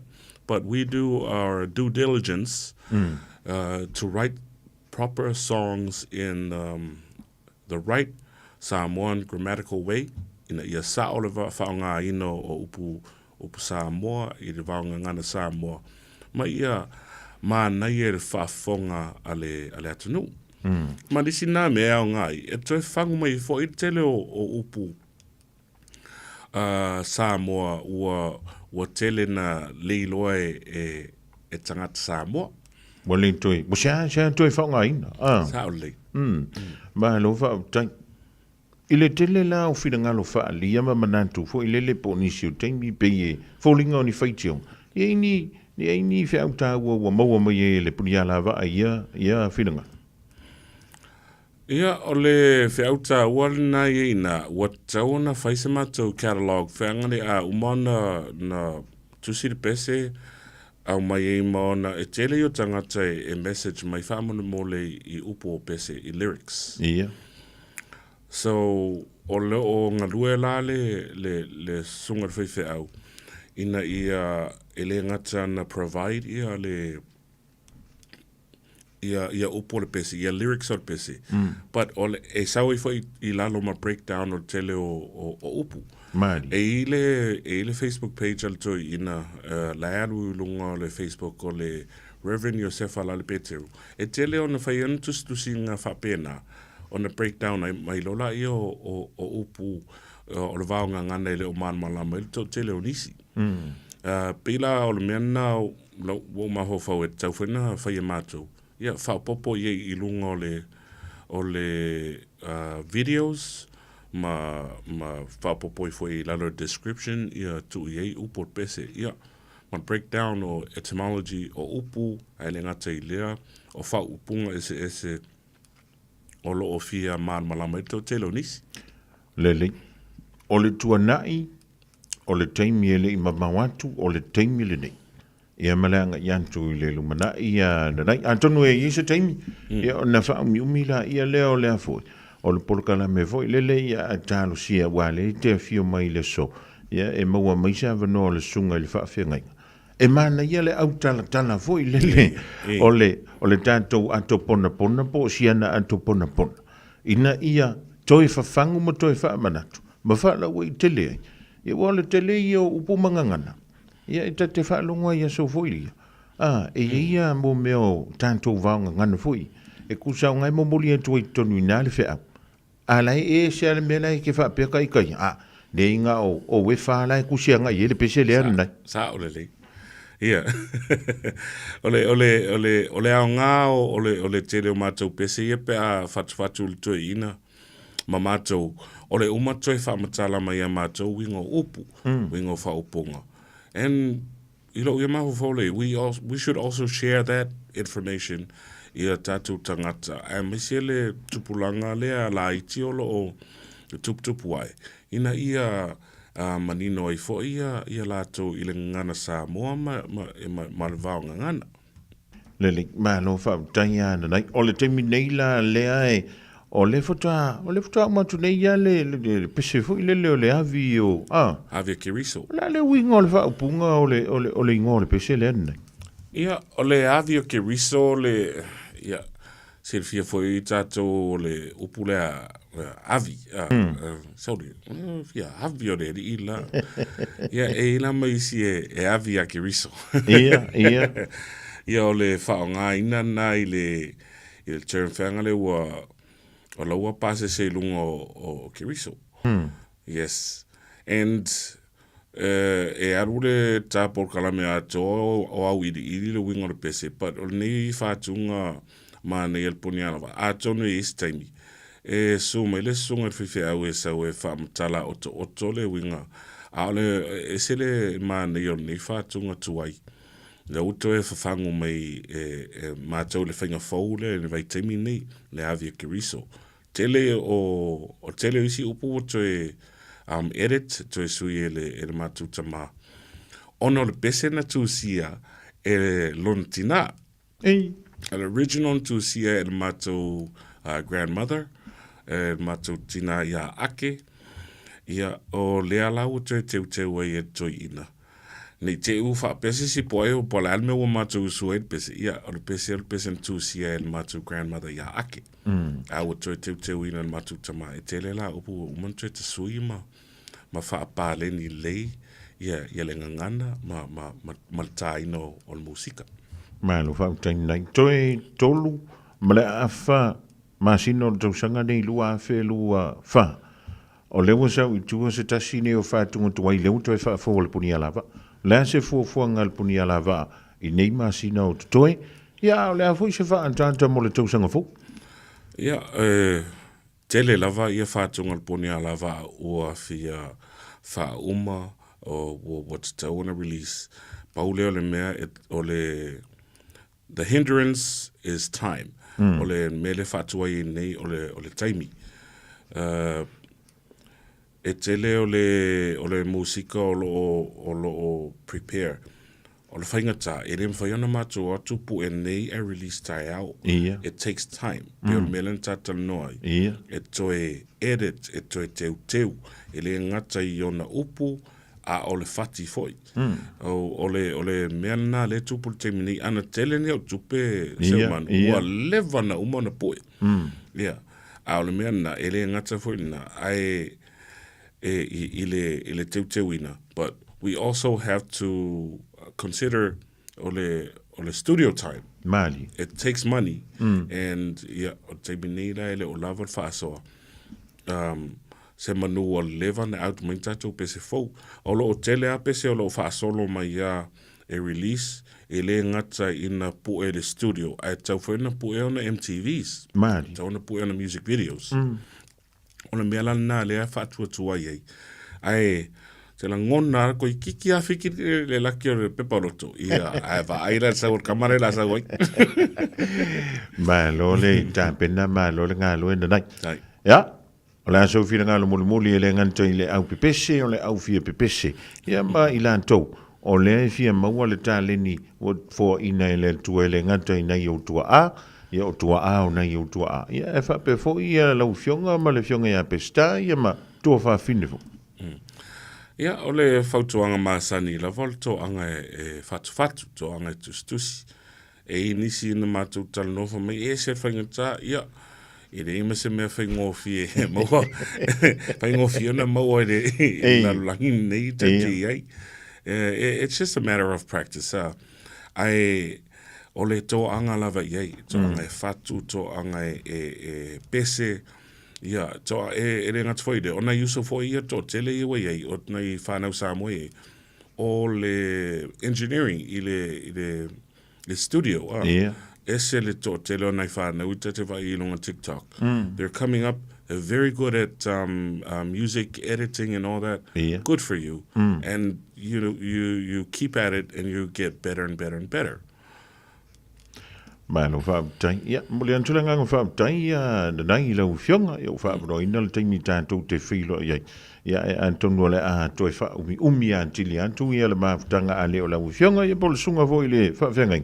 I se aso mua. Wai, e se le tāu o tātou whatuatunga wao I le aputi mai e le tātou ngangan. Ia wa ale ngipesi. Ia longo ingo ngungu ka koua nai. Ia e o le nganga le mo le toi le nganga whaaptai ni vai ngō le awo. Ia e maru ia tele le toi fu iantu I ai ngō lo whaapuli mai. Ia e mise ia fuafuanga malawa si ngō le soma le riva yasu. Hei. E mo le tfoi whaftai lau whitalainga se ua. Ia, kasi e fuia. E whaapea foi ia le pa ia mare malua sa molo whaafonga mai le nei tu lau ni aso. E mo le atu whaftai le sunga le li pule ia ma le staffi nei le tatou le tio Radio Samoa I nei au kilani. Ia mo le nei awanoa whaafetai tele mo le wala aulia I le nei aso.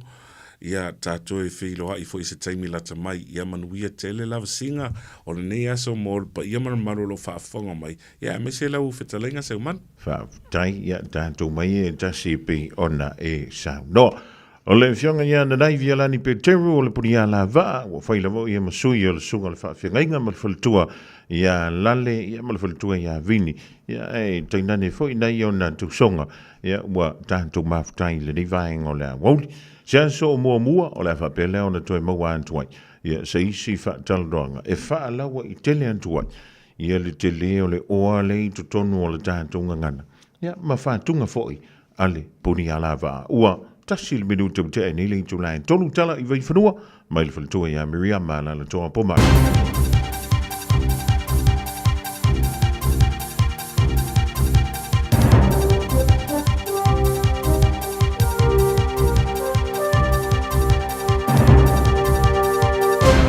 Alelo soifua whaatara whatu le amatanga le nei vai aso I se whaupoponga foi o tala fōu le Radio Samoa.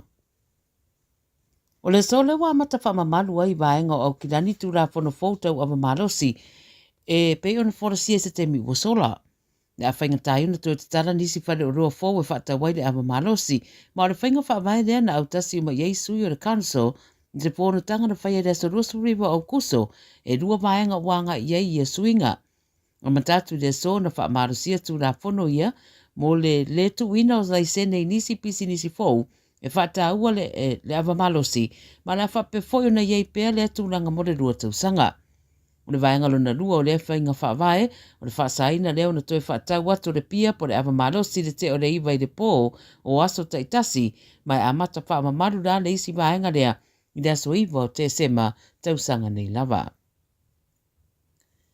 O le atura i rumar whamsinonga, se ri e tari ona mōrianga e whaatatau se wharamarawe, o whetau ina sa so ai e lana taavale nisi taavale se tolu, au le i tofu le taavale te tonu se poto se tamaititi, whale o se ainga, o le pōna tupu aide wharamarawe Hill Park, po le tau le se fulu, sauno aide reo asiasi o Mark Chivers i le One News, o laki le reo seisi, e manu atinga ina le nei wharamarawe peitai, o matua whale anga ina lava vaenga o le whale, e meise taavale sa fia tuai.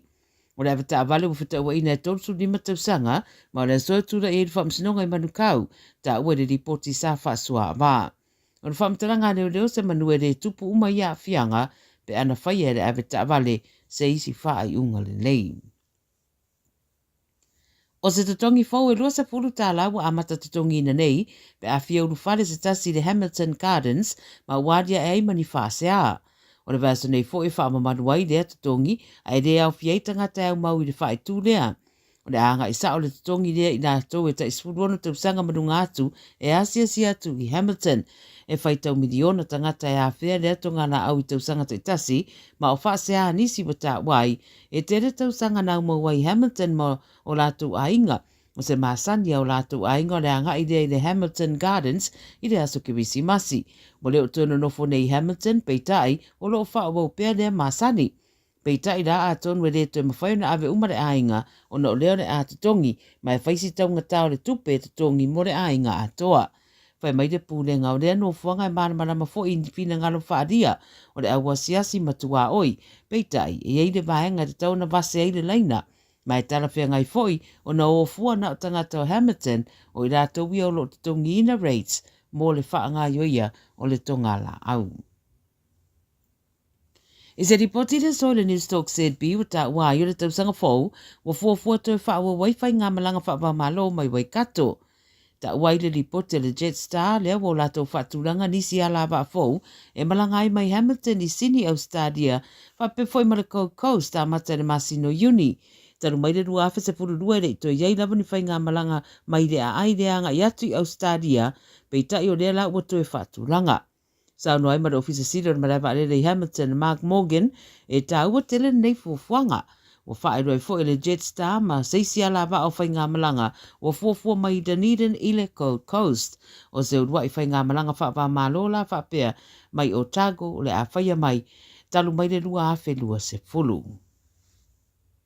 Ma le tana munimuni, wa moni mauna pule a onga o le Mount Albert Grammar Patrick Drum e le suinga wa vai e le lato wa onga, tanu na whaasa telefoni i a onga. Wa li patele News Talk le whaatanuanga mareri pule whai mai, o le rua i taimile wa toe whaanungu i nei le tae o se whaamalama i se polo rakapi, o tala noanga i taimi o malo longa matamaiti wa vai e le songa sanga, ma o lana lea mātau, i le suinga le lei wa iai tanu na whaasa telefoni i a onga. Whaasoa le pule a onga i rea li poti taimia o le i whaasa ina telefoni e vai e tamaiti a onga na o nanonofo ma puna nou le whainga o telefoni. Le ini ta alonga mani tala noanga e whaia ai alu uma le mawhauwhau i le screen o le telefoni. Pei ta ila ua te lesa swinga wa vai e le teminei ma ia ma le tele o ta alonga ua whaia i taimi o malo longa ma tūranga maasani o whiso o ta inga tamaiti a onga o se i tūre rei tele lea. Le ile vatu fo na lipiti atu i telefoni mori maua nisi, o nisi fo ia onga i le atunu ui tūranga le lei fo i wawa ia i fesota inga, i to tonu a onga matamaiti a onga, talu ana whaonga le whaonga i nai o telefoni. Tara ia le video sa mua mo le amatanga fo i le nei vai aso, manuia ngā nuenga o whenga i.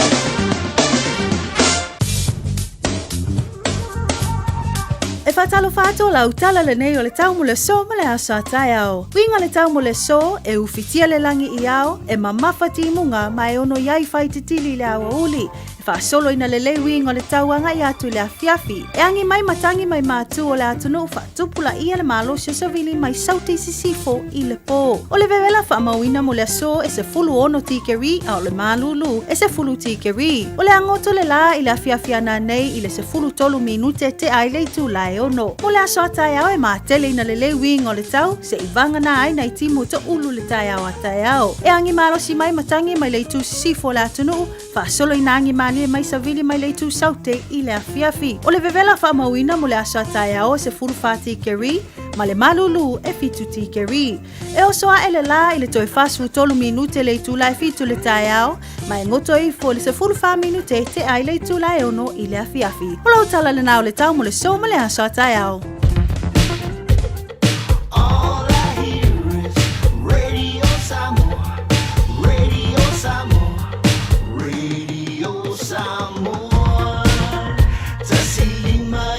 Tolu Amo Radio Samoa Kasilima Ivokolu Amo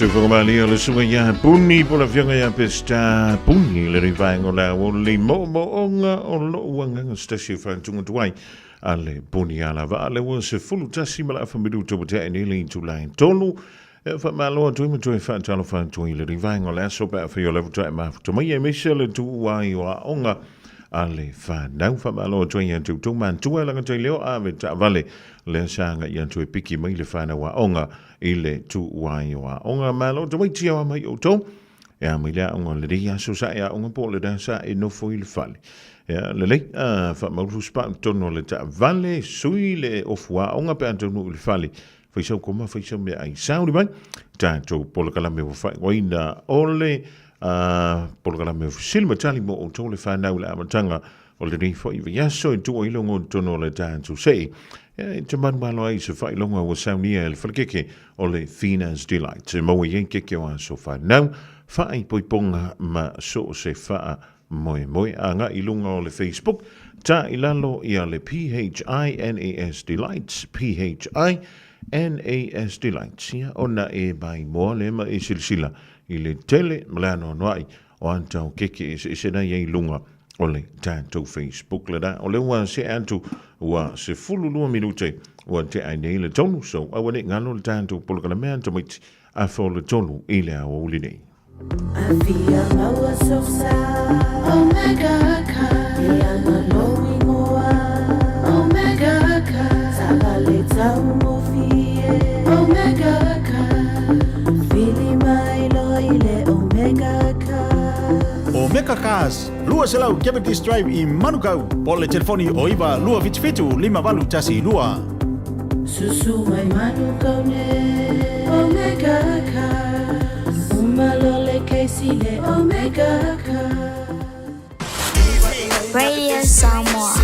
Taslima Ivatolu. Amo.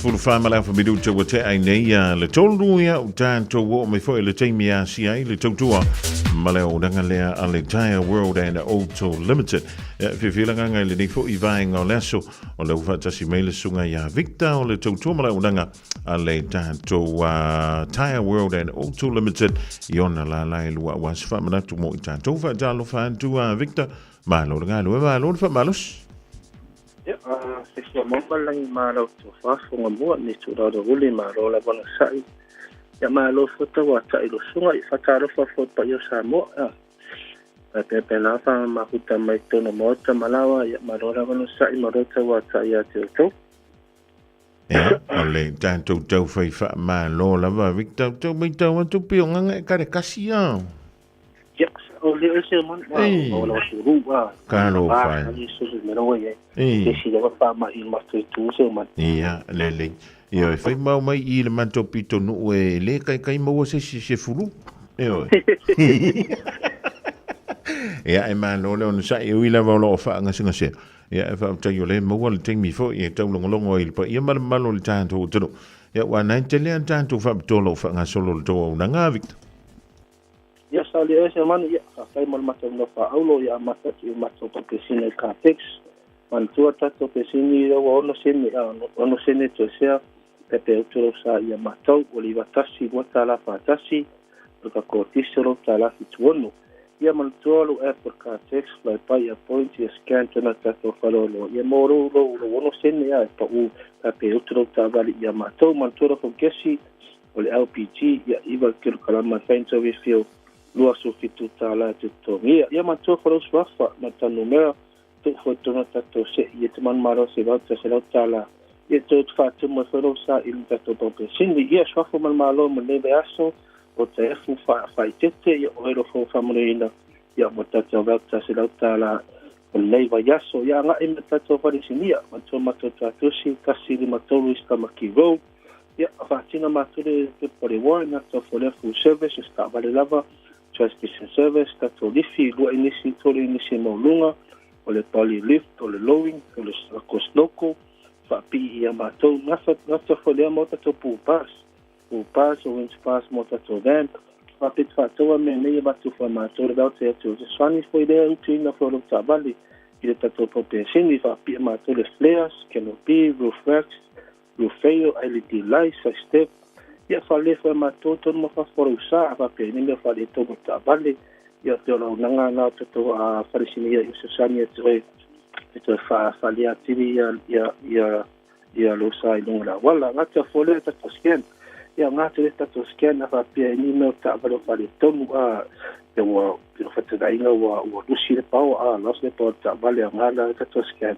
ia siaki in mea no whale tonu lo tabali ia whaifa matou le o te tabali tabali fog, tabali tuai whano whiwhiringa ia matou minivans, small car, hyper cars ngata whale tatou pick up ua whapete fia palai tolu masinga bank statement lo la sena tabali apalai so sama ia matou tabali ai lua sema ko cashback kian mo e pate fatawina tabali ina matou tabali matou numero telefoni o iva do fitu fa lo o mi tasi fa siria lo samo to san ye to tulanga lava o na mi so san i matou o nanga tanga i metato a fa o matou tasi fitu suru pecho ka dua supasena le to se apa pa tawina se pa o ia matou a mata mase sulima se pa le pa o lo suru ai dunga e matato se kime kuio a dua supasena feites to se pa tau so se kime mai le matou fa pa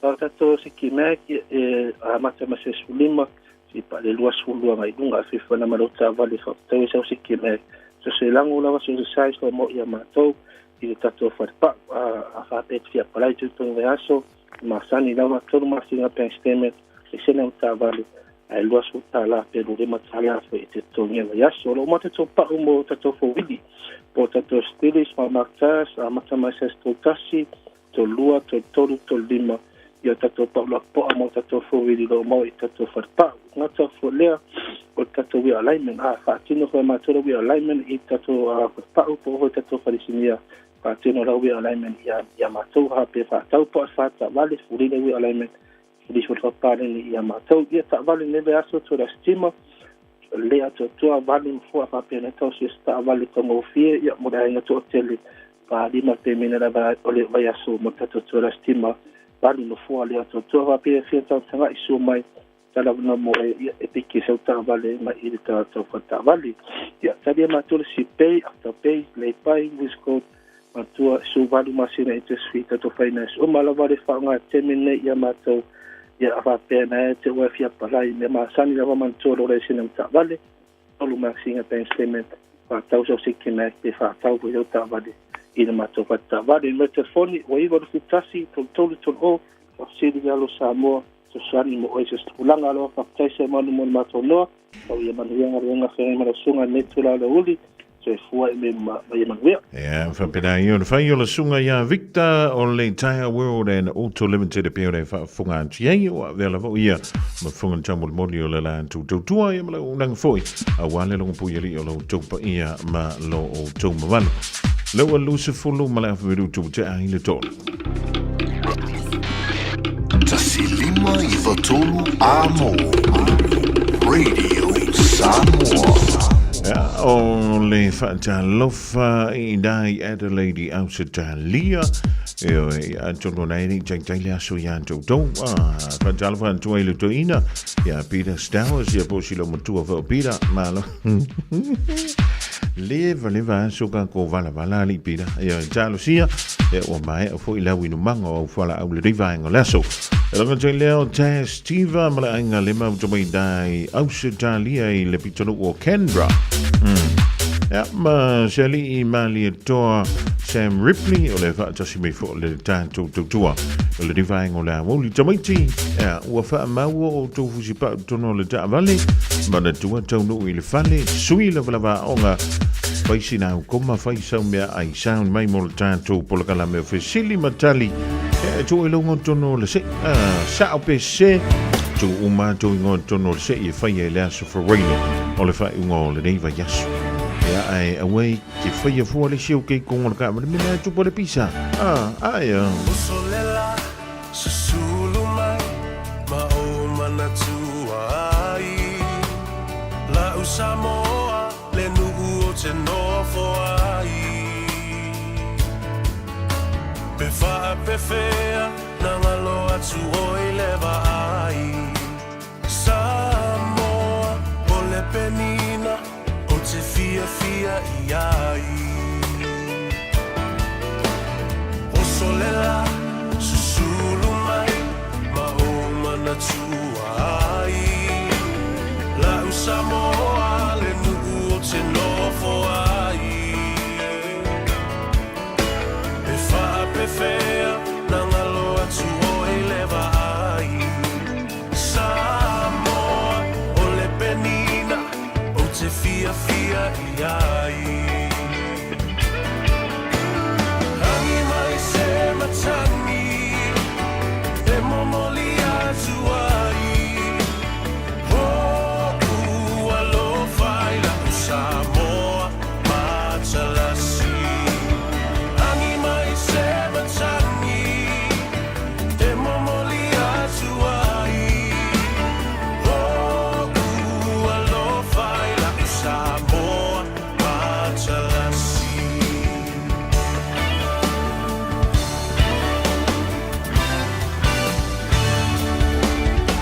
O aolelea fa asolo solo La foia o na paolo Lona sami i la pe asulungia ele masina Pe fa a pe fea na ngalo atu oea ita Samoa o le penina o le vasa pasifika Angi mai se matangi Se momoli atu ai alofa ila Samoa matalasi Angi mai se matangi e momoli atu ai alofa ila Samoa matalasi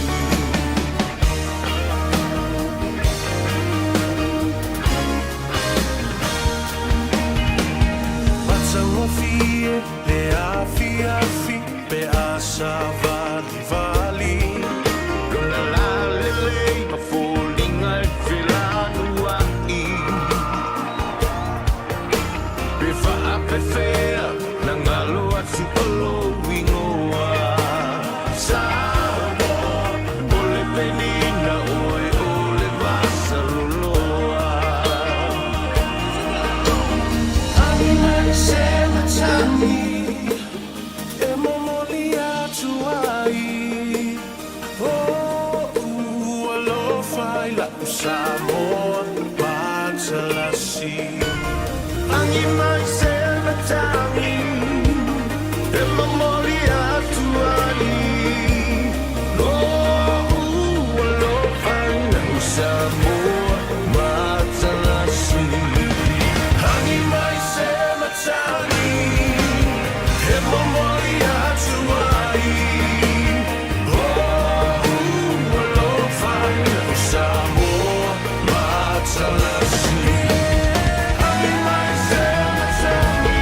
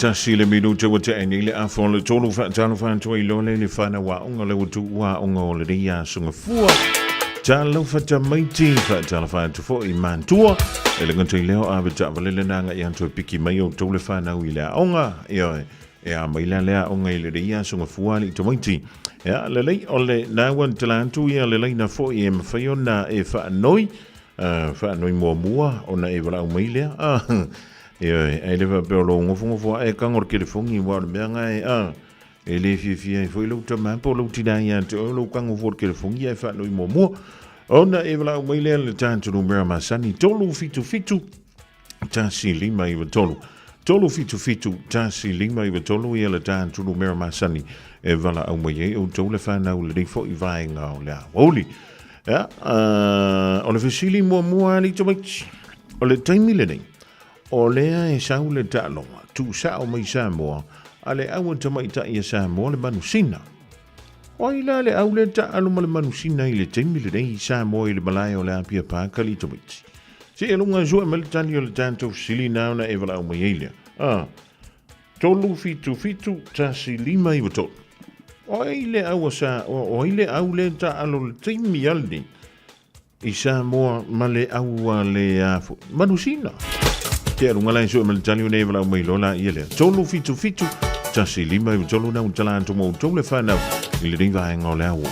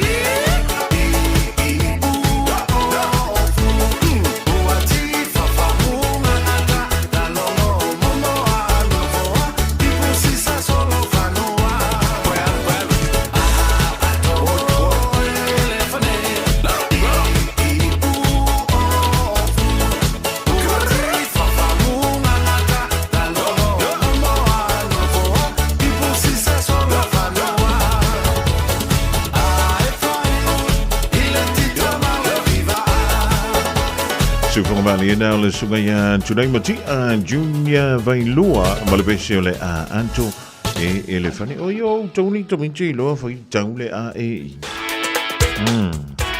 ya lili ya tono se sina va en fiona e o el tofa te amo so wa no ile le yef ya numero il telefono va la mio telefone tolu fitu tasi lima i tolu Ya, o lewa I lunga le leina la uole ia vanu. Vanu ta lofa?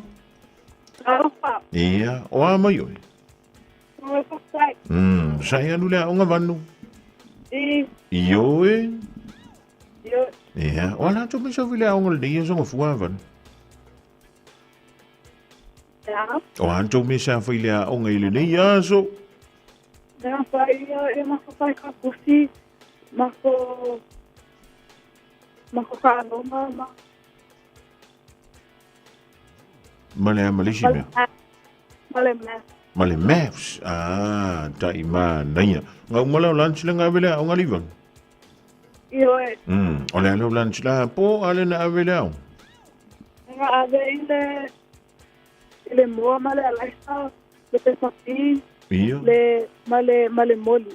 Ah, wala. Male le. Ka ima ngai ma onga la livan. Oi no fai alo lunch. Nee, taile lo ti da mole lunch. Ja, so le se ka ile. Ala ne me ke de va via live lo lunch livan. Lenga moe. Sa, tona fa lava le tu line te moe ai. Le on sai me lunga tanto leina vanu. Pa seta ta lofo. Alofa. Ia, o mai oi. Manu ia whawhetai. Pa seta o nei te lunga le wala a. Ia, o fa maula lo vuspa. De leinte. Wala mi sa fila onga basit. Rugby. Rugby, sorry. O le ale to inga rugby. 15 pole sevens.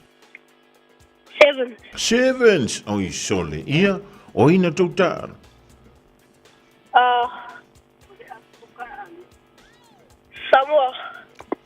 Samoa? Are you sure? Yeah. Yeah, and who won? Samoa. No, I'm asking who you played today. Did you play rugby today?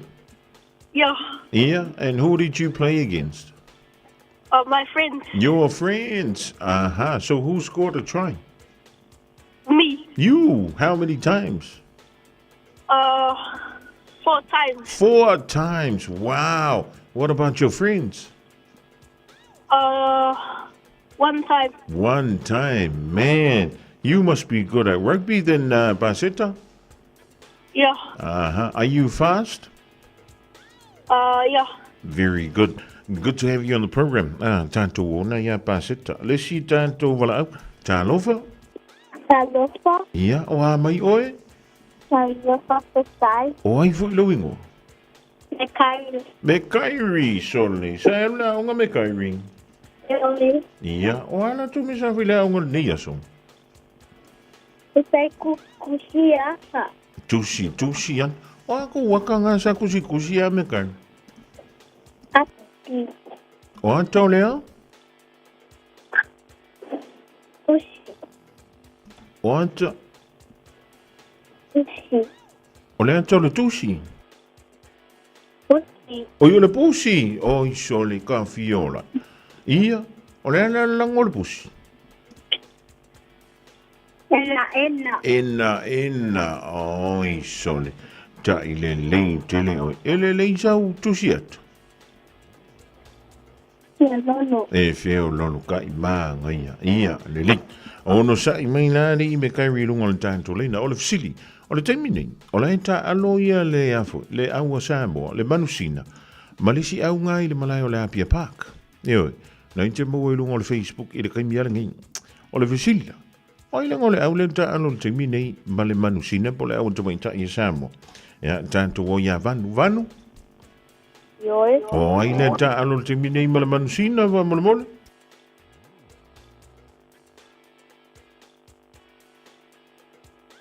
O te leiloa. En te leilo e le ai se a whaina vanu le lei. O iei ni ta mea o ngai whaine I le fiafi. Ioe. Wow, mea o ngana le elufa. E whai tawa o tusi. Ia. Ma. Whai tau le tusi maa.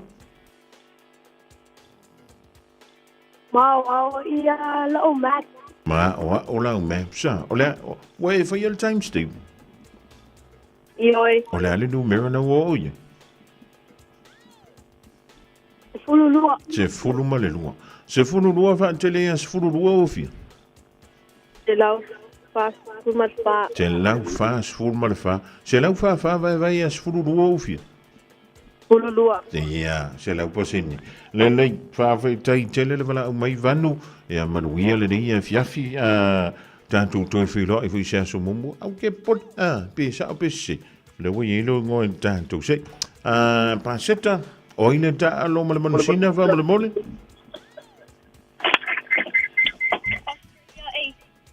Ko sa kasi? Australia Oh ia. E mo ira galo. E le visuia. Ta ile le fa ve tai paseta. Sa o le le lautan. Australia po Australia. Lele, inta me onga finde le via budget. No. No, so what are you going to get up to? Rugby. Rugby. Oh, what position do you play? First receiver. First receiver. Oh, sorry. You mean first 5'8"? I don't know. Which club do you play for? Oh, Mangere Hawks. Mangere Hawks. When is your game? The season's over. Oh, the season's over. So why are you guys still training? For next year. Oh, for next year. Wow, that's pretty good. So how long will your practice be?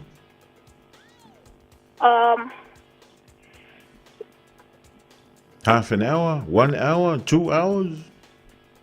From 4 to 8. 4 to 8. Wow, that's a long time, eh? Yeah. All right then. Well, have fun, huh? Yeah. And thank you very much for calling Paseta. Yeah, Lele. Makairi, ola voltali Lucili va mole.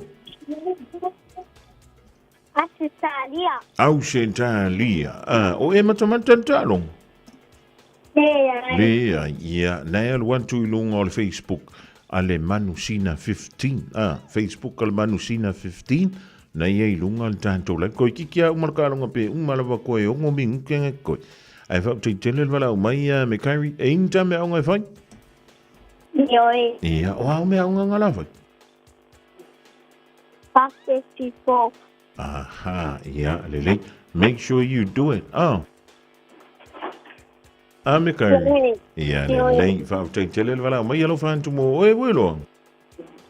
Topena fo. Ia, lele. Manuia le fiafi tau whansu i fua? Ja, so i foi ja. Tamanti o le taulunga na un tanto sil. Ja, ma o le taulunga foi na o le tanto polkala me fesili mantani. Ile nei vaenga o le viefa te yantu ya vanu. Ja, elanga te leo pa seta ma le tamaita ya me kairi. Le namba wala vano e wala uma yei tanto filo ile stofi a so nei mo le so anta o le afortonu. O le whapoponga o le tau polkala me wa whaingoina o le tuli matanga. Whaia foi ile a so lulu. Ja, enjoy fo email tanto programa me cinema tali ile stofi. Ja, na faia leo le tanto sei ile aso for really ali tomaiti fa tanyanto i mantua. Va ia mea o ngai fai tamale leima e ta mai tamale. E ke maua ile me le lo olang ali tomaiti. Ja, manuia le ia fiafi alo telanto mo to soi fo. Just think a minute. It could change everything.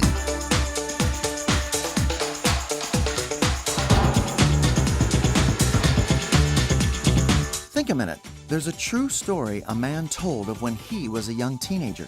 He was just hanging out listening to the radio one day when his father came in from working outside. His dad looked at him and said, "Son, in 24 hours you won't even remember what you're listening to now. How about doing something for the next 20 minutes that you'll remember for the next 20 years? I promise you, you'll enjoy it every time you think of it." "What is it?" the son asked. His dad said, "Well, our neighbor Mrs. Brown needs her grass cut. Why don't you go cut her lawn while she's gone, and then get back quickly so she won't know you did it?" The son said he hurried over and cut their neighbor's grass in just 20 minutes. Mrs. Brown came home later and never knew who had mowed her lawn for her. That son said his father was right. It's now over 20 years later, And every time he thinks of secretly cutting Mrs. Brown's grass for her, he enjoys the memory. Jesus Christ said that when we do good, so people will see us and praise us, then that's the only reward we'll get for it. He said we should try to do our giving and helping in a way that doesn't draw attention to ourselves, but simply do it because we care and want to help people. We shouldn't tell people what we did or how much we gave. We know it, God knows it, and that's all the reward we need. You see, the reward that humans give can't ever match the reward God gives. So if all we want is the approval of other people, that's all we'll get. But if we give our help and service secretly, for God and others, we'll be rewarded and blessed much more, both during this life and even after we die. Just think a minute. If you'd like a free... Oh my, oh my.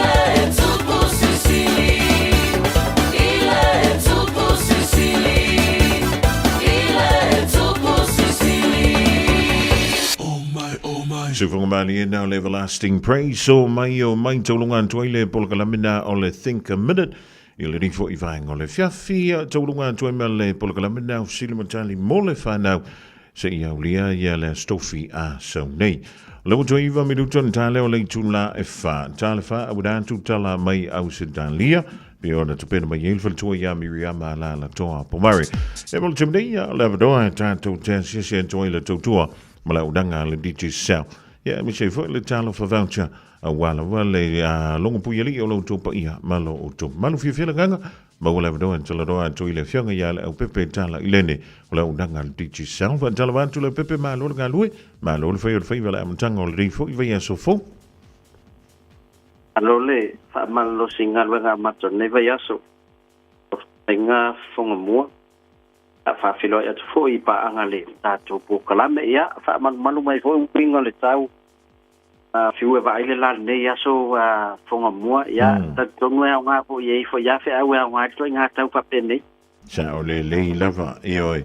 O le si fe au ta ua le au pepe to nga so fa pene. Ya na lo sa wai fa fo ile le te mali li to ya fo ya to to no lo monta polo lo. Ya to bu lo le lo ya fua le pepe. Ya, fa per na te vai mai le weekend. Fa per le te malos. Ei. Alo no winga. Ya, te yala ia wola le vacuum. Ya la ia wa ya tu ya nei fa malama sol. Te le vo ya nei ngan wenga le wa. O matu le winter pe to ai tama vo le lungo va malam. Ia. Te lord tamana le mto ya nga ya la to inga.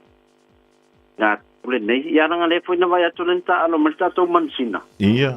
Ya, wela nei te minta malolo i mata to va to fashima nei e fina walta longa mansina ma la Australia e len fai me la piepa. Ya sa le le va la usionga la pepe yo le mai tawat.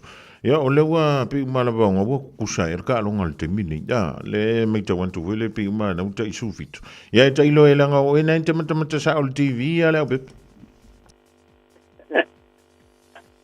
Se ya man malo le awana tene se tau alifia tu ai fo ia la kapia sa mo neve te fai si to telefo la fano no fa le tono el bulldog sana po ma wa alo lo to i lole au stamo Stephen Crichton ya ma to telefo yo no inga le la to fo u malal tapu inga ya Penrith wa e va ya tu lava ya talo sia mo fonga to e final lava me pone ma Penrith le na ra ia e peo le tūlanga nana muli mawina fo ilele yan tanto wa quarter final so le afo o le laka pili ki le fai ngolova yaso ia taino ia isau mai moa le upepe le tamu whaingal monta mo le fia nafi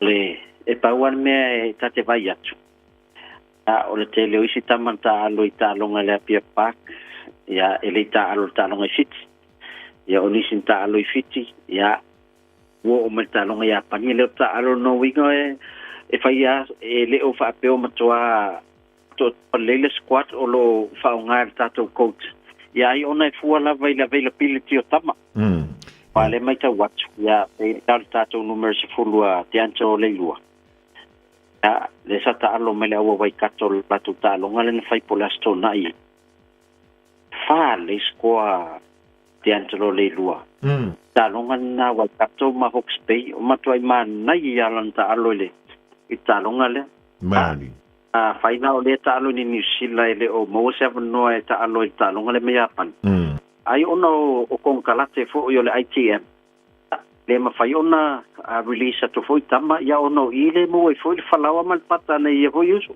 sa le la bala usionga le pepe ia e tu fo inisi mele le ia fa inisi mele le ia wa o mantu le tam sanga le Pacific Nations Cup e longo winga sa usko inga di Angelo wale a ko longa ko ya so ya wale si va en ata wa o le la wa tu ya ta lisio o ta se I las farilente ni ia fia mo le tsu se fa ta ya le mato skopa mani ai lato malava sa mafaiona anga ia to lango sia mato tau sala sa faile asto nai na mata lava ile faile afiafi e folo vanu le po uma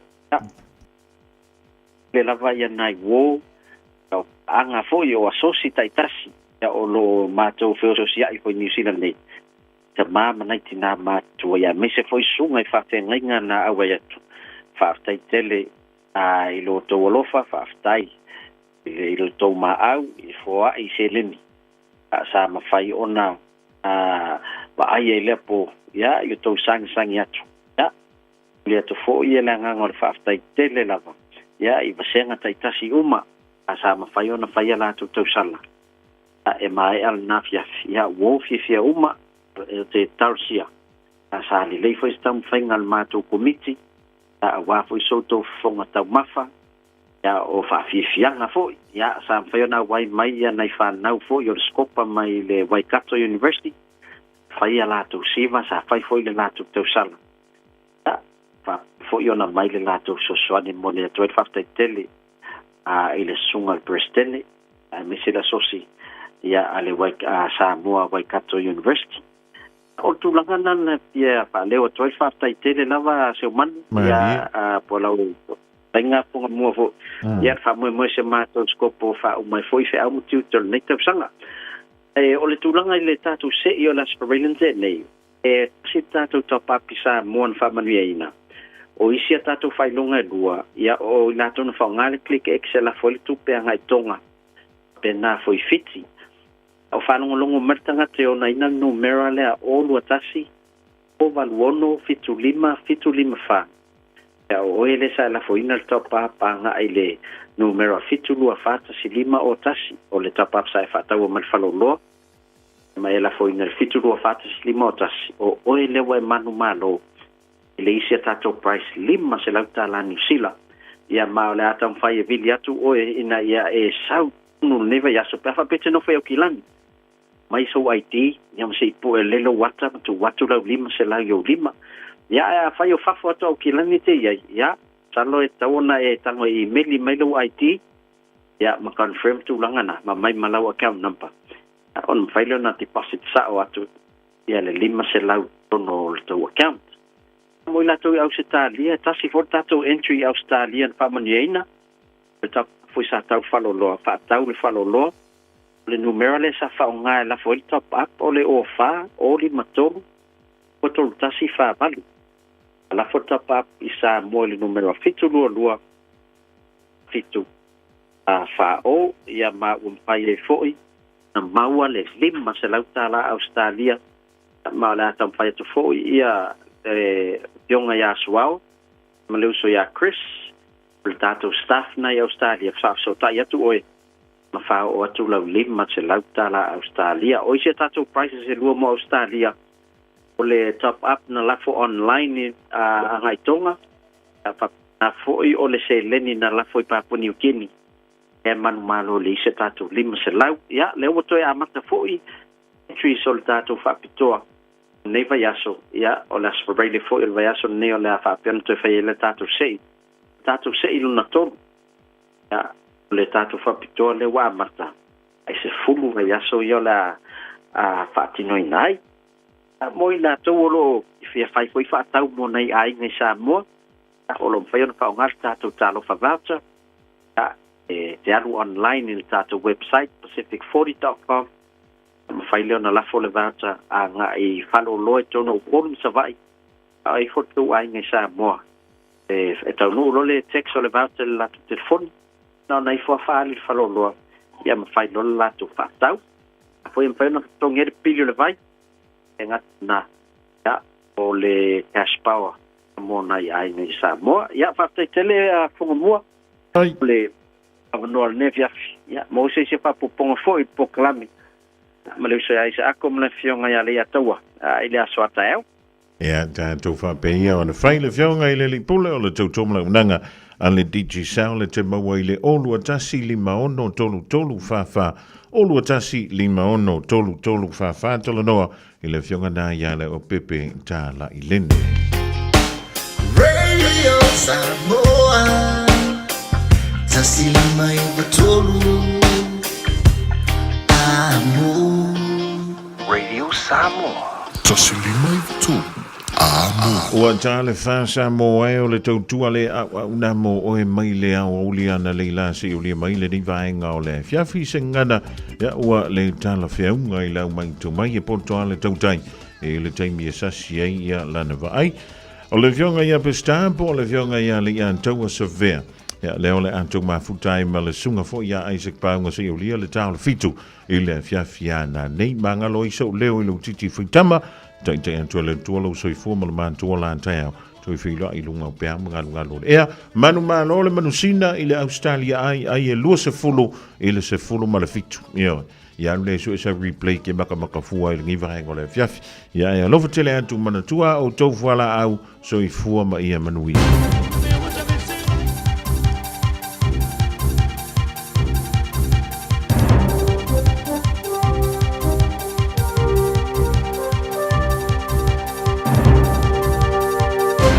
Patar fatu mai Australia se whapoponga fo le nei o telefou o le Radio Samoa.